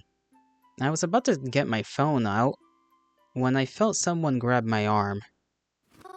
Huh? Oh my goodness. It's just you. What are you doing here? Mary, what the fuck? Have you been getting my texts? No, I'm sorry. I haven't been checking my phone. I need you for something. Right now? Yeah, I have something I want you. I have someone I want you to try talking to. Like you did at the cemetery. Can it wait? I'm kind of in the middle of some. Oh, fuck you. Oh. Oh no. Confrontation. Croven marched right up to us, and I stood in front of Twyla and to prevent him from getting too close. Leave my fucking friends alone, goddammit. Nice to meet you too. Nice to meet you again, Croven. Keep my name out of your fucking mouth, you fucking bitch. Crow, please. I tried to shush him. People in the streets were beginning to turn their heads our way. I felt my hands begin to shake the more I tried to quiet him down. Sorry, I don't... Sorry, I don't... I'd let you hurl insults at me, more insults at me. What the fuck am I reading? Sorry, I'd let you hurl insults at me more, but Mary and I have a job to do. Come on, let's go. Wait. Don't you dare fucking go with her. I can't believe I have to be fucking arguing right... I can't believe I even... Suck. I can't believe I even have to be arguing this right now. Are you fucking serious? Even after I fucking told you about the scum that she was? Let's not waste time, Mary. Unless, of course, you want more people to die. You agreed to help me when I needed it, and I need it now. So you're going to Hey, you shut your fucking mouth. Crow, I'm sorry, I have to go. You have to? It's really important. I need to help her. Please, try to understand. It's something that affects you too. Damn right it affects me. You know what? Fuck it. I'm done. Just fuck off, Mary. Just fuck off. Don't ever come... Don't even bother coming home tonight. I warned you about her and you just, what, ignore it? Am I a joke to you? If you'd rather spend time with her than listen to the one person that actually cares about you, then I don't give a shit what happens to you. Don't fucking talk to me again. Jesus, man. I tried to reach out to Croven, tears in my eyes, but he slapped my hand away. Without another word, he stormed off, leaving just Twyla and I there. Twyla was unaffected, but I couldn't hold back my tears. I tried to hold in with sniffles, but I eventually began wailing, like a child who just realized they lost their mom in the supermarket. I just couldn't stop. I buried my face into my hands, hunched over and crying in the middle of the sidewalk. My throat burned with misery, and the more I tried to calm myself, the sadder I became. I think I had felt my heart break. Twilight waited for me beside me, and from the corner of my eye I could see she was scrolling through her phone, waiting for my breakdown to be done. And I felt like I would never stop. And I was only able to begin to calm down when I felt a headache beginning to form. As if that physical pain was just enough to distract me from the emotional pain I felt. And as all the cries do, it began to settle down, even when it felt like it would last for an eternity. I rubbed my eyes and took deep breaths, and I silently prayed that once we caught the butcher, Groven would be able to forgive me. Can we go now? She asked, annoyance prominent in her tone. Yes, let's go. Yikes. I answered and followed her lead. I wiped my eyes of stray tears as I followed her down the sidewalk. She stopped in front of a car and began to take her keys out. No driver today? Are we driving somewhere? The cemetery isn't that far from here. I thought you needed me to talk to a ghost, right? We are. Just get in the car.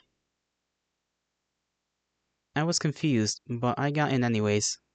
The worst Twy has ever done was make me sneak into places, so... She started up the car and we started driving. We passed both my old house and the cemetery on the way to wherever we were going. Before I knew it, the buildings turned to trees, and we were driving through a dirt path in the wooden area. The way the sunlight filtered through the trees made it look very scenic, and it reminded me of the ride to and from the cabin. Hey, Toy? Hmm? Can I ask you something? Alright. What's the relationship between you and Croven? When he found out knew you, he became really mad. And just like that back there. And just like that back there. Oh jeez. I never brought him up to you, because I didn't know how you'd feel, but why does he hate you so much? Ah, it's nothing really. And I have different beliefs, that's all. If you ask me, he's just too childish. Think he should really learn to be mature, finally grow up and face the real world. What do you mean by that? How do you two know each other? Because, I mean, I had never even heard him mention you before. And I've known Croven almost my whole life. Are you like friends with a falling out? How long have you known him? It's not important. He doesn't like me and I don't like him. That's all there is to it. I was confused.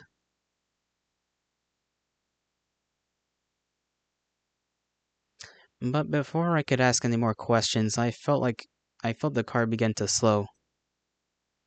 It seems as though we had arrived at our destination. Twyla had pulled up to the lake. There was nothing around but trees and dirt. Although it was really pretty here, this was the last place I was expecting to drive to. I'm confused. What are we doing here? I need you to try and sleep here. Here? I thought you wanted me to talk to a ghost. I do. Not long ago, a woman was declared missing, but they found some of her stuff here, around here. That means she's possibly dead. And if she is, then you might be able to contact her spirit if her body is still here. Well, but this area is so open. So far, it's only worked for me when I was directly above someone's grave. Please, Mary, I need you to try it. She was a victim of the killer, hell, even just a killer. Then she could tell us who it was. I wasn't too sure about this. I knew that Twyla's intentions were good, but would this really work? It felt like a bit of a stretch, and I left Croven up for this too. But we were here now. I guess the least I could do was try. Alright, I guess I'll just lie down here. But I but I don't know if I'll be able to fall asleep on such short notice like this. I brought along some lullabies just for the occasion. I watched Twilight open her car door and mess around by the dashboard. Then I heard soft music beginning to play from the car. It was peaceful, and listening to it in the sunlight with the beautiful scenery around, it was very nice. And although the ground was bumpy and I wasn't sure if I would be able to, I eventually managed to fall asleep and fall into a deep, deep sleep.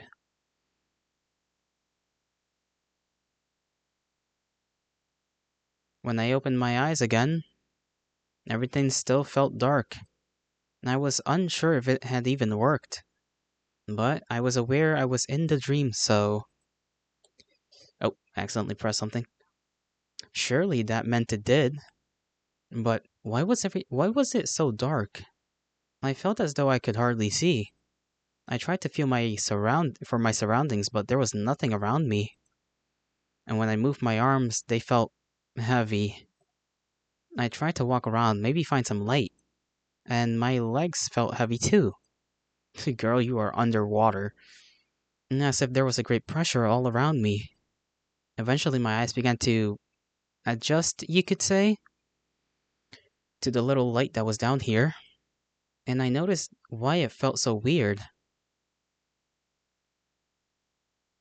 I was under the water.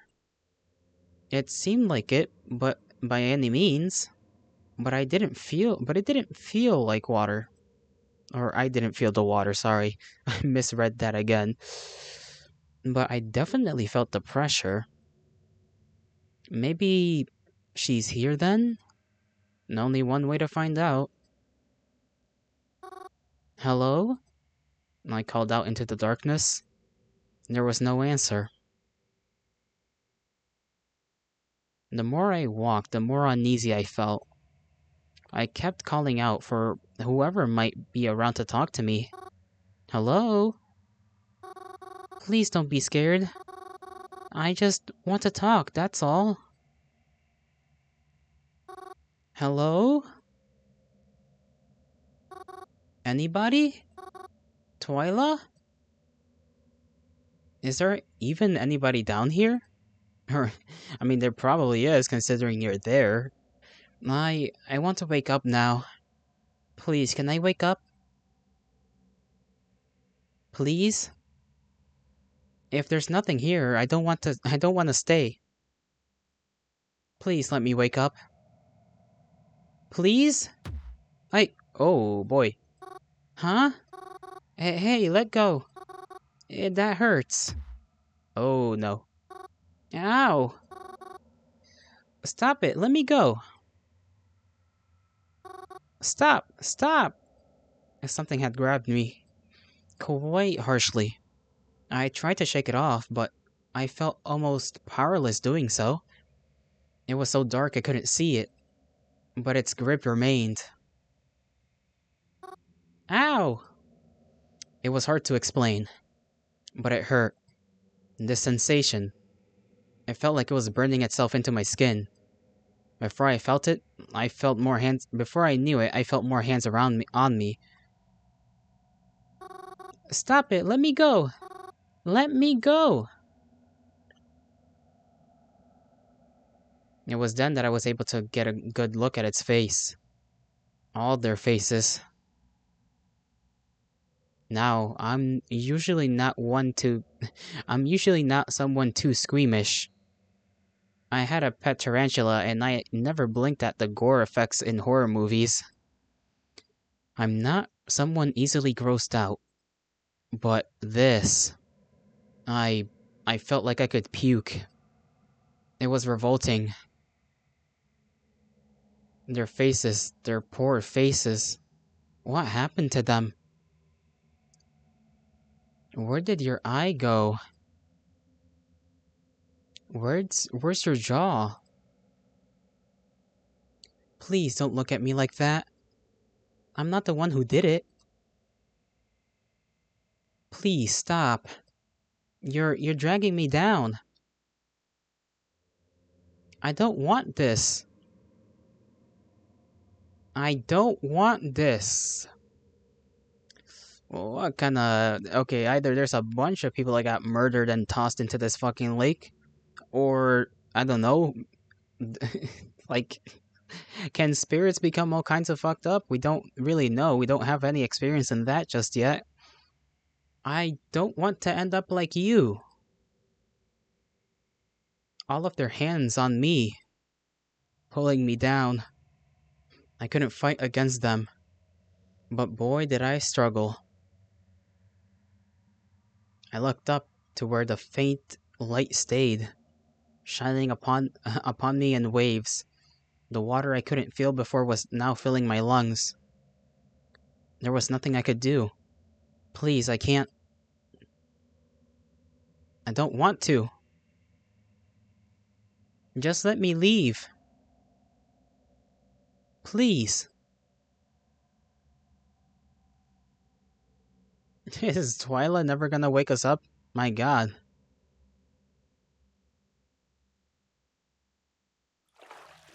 Okay. What the fuck? I woke up dripping, soaking in lake water. I looked around me. It was still daylight outside. The car was still there. Twyla was inside in the driver's seat. She seemed to be screaming at someone on the phone, but she hung up shortly. And when she noticed me awake outside, she got out of the car, and I stood up to meet her. Oh, good, you're awake.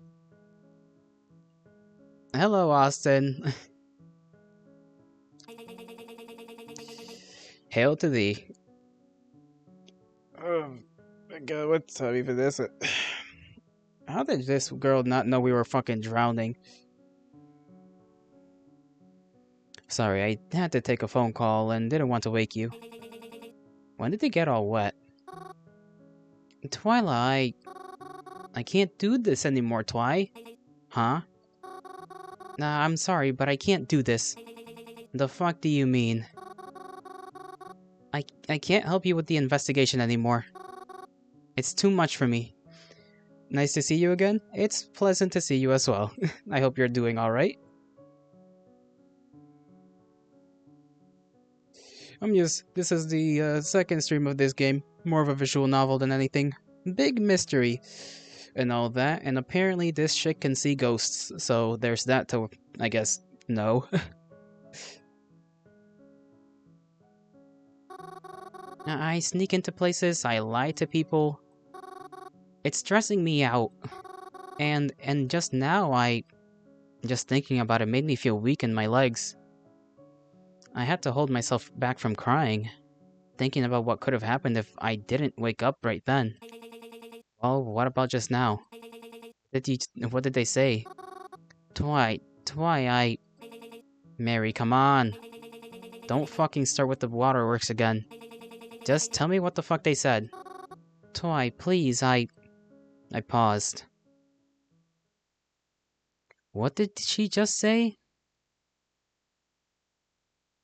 I didn't mishear that. I didn't mishear it. She said they. What did they say? She only told me there was a woman here, and she didn't even know for sure that she was dead. The only reason Twyla would have said they is if... Oh god. No. I couldn't let her know. I had to keep pretending, despite the pit in my stomach. Twyla, I had such a bad nightmare. I felt like I was going to die. I'm sorry, I can't keep doing this. I don't want to sneak around anymore. I don't want to lie anymore. I don't want my friend to be mad at me anymore. I just want to go home. You know what, Mary? Fine then. Go home. Not like you ever did shit for me anyways. I was better off on my own, so you know what? Go home. Go hang out with your little boyfriend Reginald. And I'll be sure to spit on your grave when the fucker kills you next. A little intense, but okay. As I stood there crying, Twilight got into the car. My heart stopped for a second, as if thinking she would run into me. But no, she didn't. She backed up, turned, and drove away. leaving me stranded in the woods, all alone. I pulled out my phone, hoping to call someone for help, but I was soaking and my phone was too. But I was able to turn it on. I didn't have much battery left. I used it to call Groven. Hey, that fucker's not gonna pick up. He didn't even pick up. What did I just say? And then my phone died. I tried to start it again, but it was no use. No matter how hard I tried, it wouldn't start. I was stuck. Well, there was only one way home, so I began walking. As if I remembered correctly, we drove straight here along the path. There were no forks or turns in the road. So as long as I kept walking down this path, I would eventually make it back, right? Who the hell knows?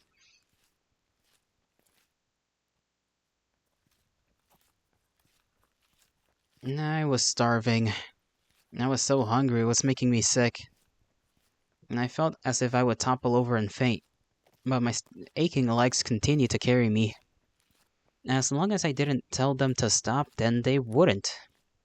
They brought me all the way back to the city. It was night now. It didn't feel that long driving here, but walking felt like an eternity. But as if I was being given one blessing today, I caught the last bus home. I say home even though Croven told me not to come back, but I had nowhere else to go. Being able to rest my feet on the bus felt like heaven, and having to get back off to make the rest of the trek to the cabin felt like hell. I was so tired, I just wanted to pass out. But I was so close I couldn't give up now. Just a bit more. And before I knew it, I was back before the front door. And before I could even knock, he answered. Well, maybe answered isn't the right word. He was on his way out. Now I don't know where. The last bus just left. But he was heading out somewhere. And he ran into me. Harry, what the hell? Croven! I'm so sorry. I should have listened to you. Right, you were completely right. Twilight is a monster. I wish I never ever met her. I'm so sorry, Croven. I'm so sorry. Please forgive me. I'll never doubt you again. He was still for what felt like forever. I didn't know how he was going to react, but I was thankful for the way that he did. Alright, calm down. You know I don't like having you crying on me. He patted my back reassuringly. It's not your fault at all. It was me who fucked up. I'm real sorry for yelling at you and all. I just got really worked up.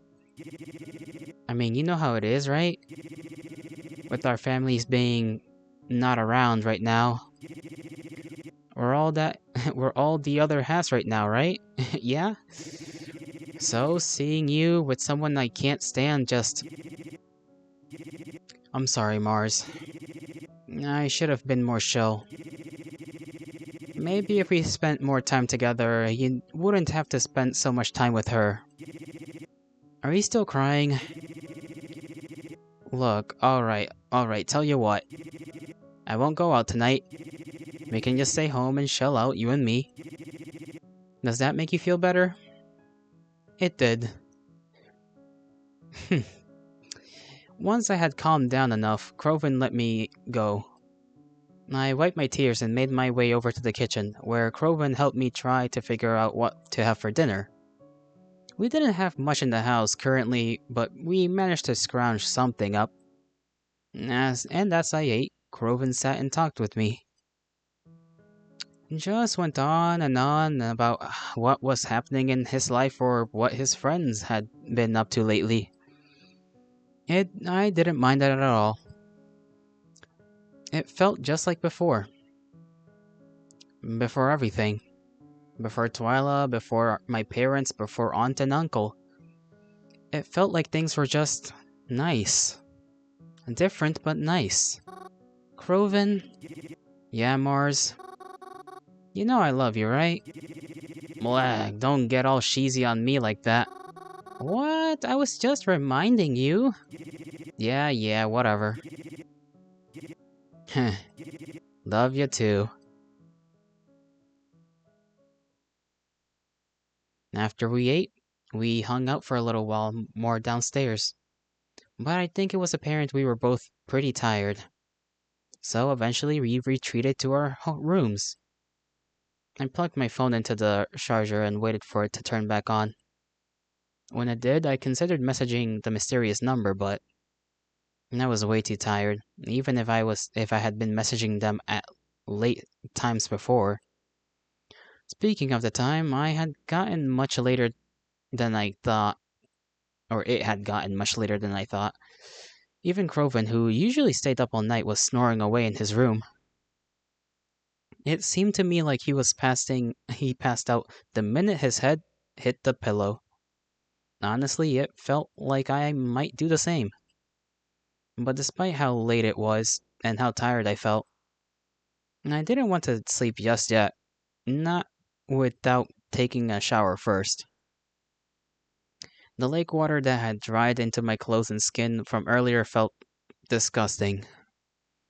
Even though I had probably become used to it, I could only imagine I didn't smell pleasant. I opened my drawers and got out a fresh pair of pajamas. And I was about to make my way to the bathroom and shower when I heard a scream. Croven's scream. It sounded like he was yelling in pain. Croven? What happened? I yelled. There was no answer. I rushed to his bedroom, swung the door open, and then the answer presented itself. Okay, what the fuck is she doing here? There stood Twyla, sledgehammer in hand. I had no idea how she got in, or how she found us, but she was here now, standing over Croven, who was clutching his ankle in pain. Did she smash it? Before Croven could even try to fight against her, she dealt a swift blow to his abdomen, and Croven was pushed to the floor in pain. Then, she turned around to face me. Good evening, Mary. Good evening, you psycho bitch. Like the hell? Twyla? What is this? You look shocked. Perhaps I was beginning to give you too much credit. You're just as stupid as I thought you were. Why are you here? Please, leave us alone. You said you were done with me. Oh, I am. But I'm not done with him, she said, gesturing to Croven on the floor. Gah. He sputtered in pain. He clearly wanted to fight back, but Twyla seemed to put him in a position incapable of doing so. You don't say. You know, a sledgehammer to the gut tends to do that. He reached a hand out to grab her. Twyla stomped on it. What are you talking about? I don't understand any of this. You know, Mary, you didn't really help me find the butcher. But you did help me find out where Croven lives, so I guess I can't be too upset with you after all. And how lucky is it that we're in a secluded forest where no one can hear him scream? So, thanks, I guess. Stop talking like that. Just tell me what's going on. Sure, alright, but only because you helped me so much. It's only fair I tell you in return. And I'm a fair person, aren't I? I want to go too deep. I won't go too deep into it, and I don't want to overstay my welcome, but let's just say Croven and I have been enemies for a while. But you already knew that, right? Well, so for things you don't know, you probably don't know Croven as well as you thought you did. Shut up, Croven said from his spot on the floor. You don't need to tell her any of this shit. Oh, but don't I? She asked, after all. Anyways, like I was saying, we went to the lake today, right? And I asked you to talk to the people there for me. I bet you have your own ideas about how all those people wound up there. But I guess you never would have thought that your little friend over here is the reason they're there. Croven? Listen, it's... Twyla kicked Croven in the mouth. Don't feel sorry for him. He isn't worth it. After learning the truth about him, I doubt you'll miss him once he's dead. Dead? Of course. I can't let him keep on living. Do you really want him to live after the heinous things he's doing? There's a lot more you don't know. I don't trust you, Twyla. Oh? That's so. It is so. I don't trust you at all. There's gotta be more to it than that. All you ever did was make me feel bad. All the things I did for you made me feel awful. I trust Croven. I've known in him my whole life. And even if he did something bad, I trust that he has a good reason for doing it. Well, if that's how you feel, then you can die with him. Huh? Twyla pulled out a lighter and threw it to the side. The fire began to spread almost immediately. I know you've modified it a bit, but this place is mostly wood, correct? It should have no trouble burning to the ground in a few minutes. Are you insane? My best guess is if you want to get out of alive, you'll have to leave him behind. But you'd never do that, right? Huh. I guess we'll see. Twyla ran right out the door, shoving me aside in the process. I barely had time to collect all my thoughts. I barely had any time to focus on anything other than getting out of here. The Twyla I saw tonight was much different from the Twyla I thought I knew. But if there's one thing that we agree upon, it was that I would never leave Croven behind like this. I ran over to Croven and helped him get to his feet. Even though I can't read. Even though you should stay low on fires, I don't think I would have been able to help him otherwise. Croven, I'm so sorry. It's all my fault. It's just... Shut up. He coughed out as he accepted my help. We're not going to worry about that right now. We need to get out of here. Then I can focus. And then I'll fucking kill that bitch Twyla. Okay. I pick up Croven up from the floor and wrapped his arm around my shoulders. We shuffled out the door and of his bedroom. The fire had already spread out here, but luckily there was an opening path to the stairs. I helped him down them, one at a time. I could feel the stairs begin to fall victim to the heat. They felt like straws under our feet, but thankfully we made it to the bottom with no issues. We were so close, all we had to do was get to the front door, but that proved itself problematic. Try as we might, the door wasn't opening a budge. I couldn't even get the handle to turn. Fuck you! Croven cried in frustration. That fucking son of a bitch, I'm gonna kill her, I swear to fucking God, who the fuck does she think she... blah blah blah blah blah. He's just swearing up a storm. I tried to remain calm. The back door. We can make it to the back door. It'll be okay. Let's go. Croven attempted to calm himself, though it seemed to be proving more difficult for him with each second that passed. We made a slow turn, aiming ourselves towards the kitchen, and we started walking again. But with Croven's injuries, we were slow, and the fire wasn't patient with us. It spread and it spread as we slugged our way across the living room. I could hear things fall from upstairs. The house was breaking apart. The thuds of heavy objects falling made me jump as they became louder. This isn't gonna work, Mars. Croven coughed at me. Drop me, I'll get out. But you can't stay here. What? No. We're going to get out. Don't talk like that. I'm slowing you down. I don't care. We can still make it. Eventually, we made it to the kitchen. But those loud thuds I heard, I didn't know they made their way downstairs. Piles of flaming wood covered the doorway. There was no way out, except for a small hole exposed by one of the fallen logs of the house. But even calling it small was being generous. It was tiny. I'm a small girl, so I could probably fit through, but... Go through. What?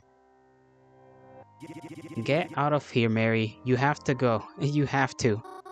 Wait, let me help you through it first. Mary. Croven grabbed himself in pain, breathing heavily.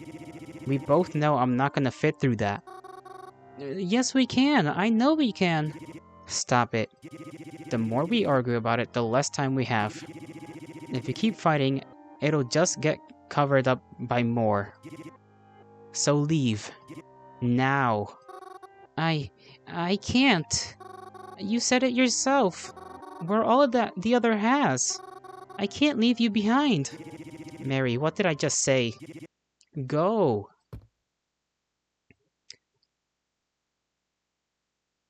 I felt all the air escape from me as Croven pushed me out the hole.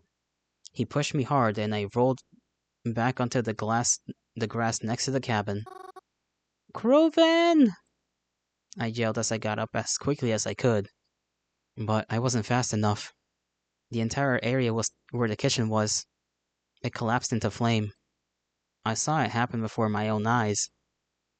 And I felt my knees give way under me.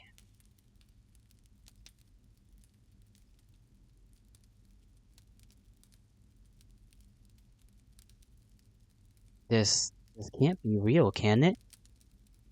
It is just another bad dream. I'll wake up. I have to wake up. Because he can't... This... Oh, please let it just be a dream. It can't possibly... Without him, It's all my fault. It's all my fault. If I had listened to him, if I had never agreed to... If I trusted him... If I trusted him instead of...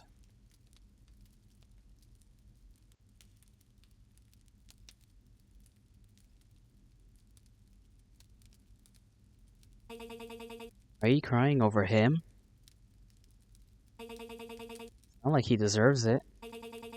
I can understand why you would be upset.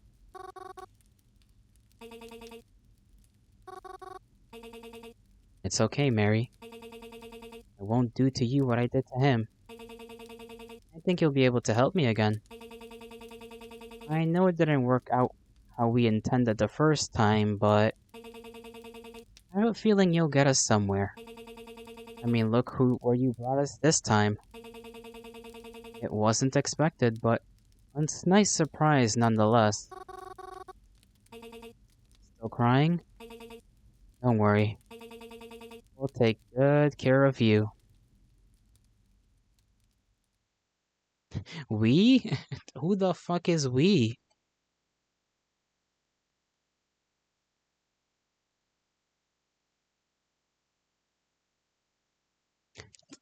My girl said, we'll take good care of you. Girl, I don't even know who you are anymore.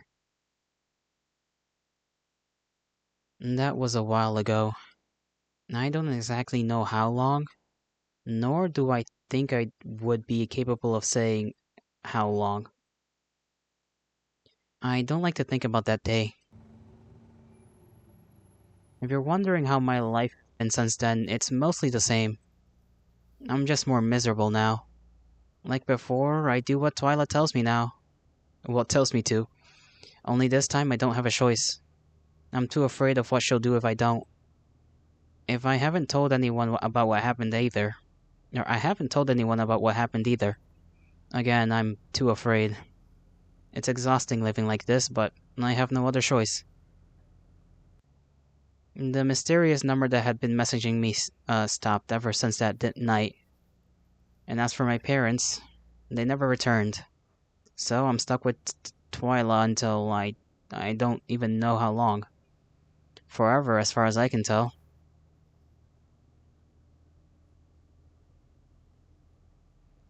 I do some I do have some time to myself though. Like right now. And I'm on my way to spend it the same way I always do. When I get off the bus, I'm back on that path to where the old cabin was. The grass leaves crunch under my feet. The dirt is the same as it always had been. And as I approach the cabin, I can already feel my eyes begin to well with tears at the hit sorry state, burned into nothing but black, ashy mess of debris and old memories. No one has cleaned it up, and I don't know if anyone ever will. And I know that he is still in there. It's his grave now, so I make sure to pay my respects when given the time. I try to see him too. I try so hard to see him. All the ghosts still talk to me the way they did before. I walk to the back porch of the house, or rather where it should be. I kneel down and rest my head atop the burnt wood. I close my eyes and try to rest. I want to fall asleep and hope that when I do, he'll be there waiting for me like everyone else had been. He never is.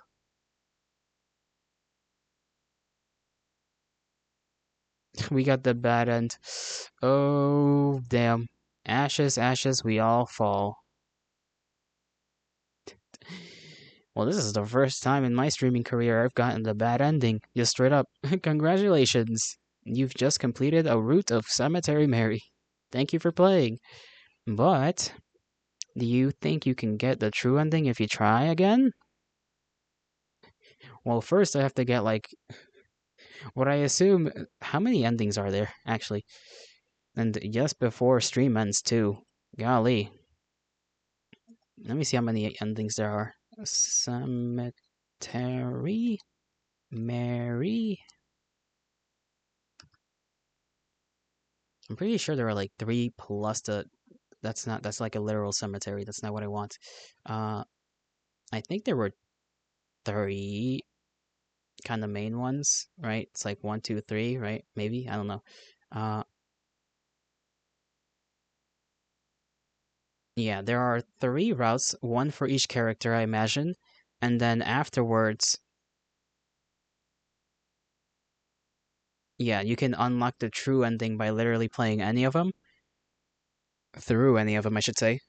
So that one, hanging out with Twyla, bad end. She's just a bitch for whatever reason. And I still don't understand the whole "we'll take care of you" thing. That one's a bit odd. Obviously, the mysterious phone number is Reginald, probably. Unless the mysterious number is not Reginald and it's our friend. I don't think it's Croven. That'd be kind of fucking weird. If it is, then I guess you surprise me. I will be trying to get the other endings in this. That I do want to do. I want to try and get through all the endings, and then we'll try to do the final ending, well, the true ending, which I don't know how I would even do that, or if I'll do it on accident. I hope I don't do it on accident. Well, Now that that's over, I guess we'll just head back here. And with nothing really else to do, I guess I could just end off stream here, ladies and gentlemen. I hope you enjoyed that first, I guess, the first two parts and the first route of Cemetery Mary. I shall bid you all farewell for this time being. I hope you all have a great rest of your mornings, afternoons, evenings, and nights whenever and wherever you are. May the gods bring their blessings to you and may the stars shine in your honor. Thank you, lurkers, thank you, VOD watchers, and thank you to anyone who's popped up on stream while we were live. You are all very cool people. I will see you all in the next one. Bye bye.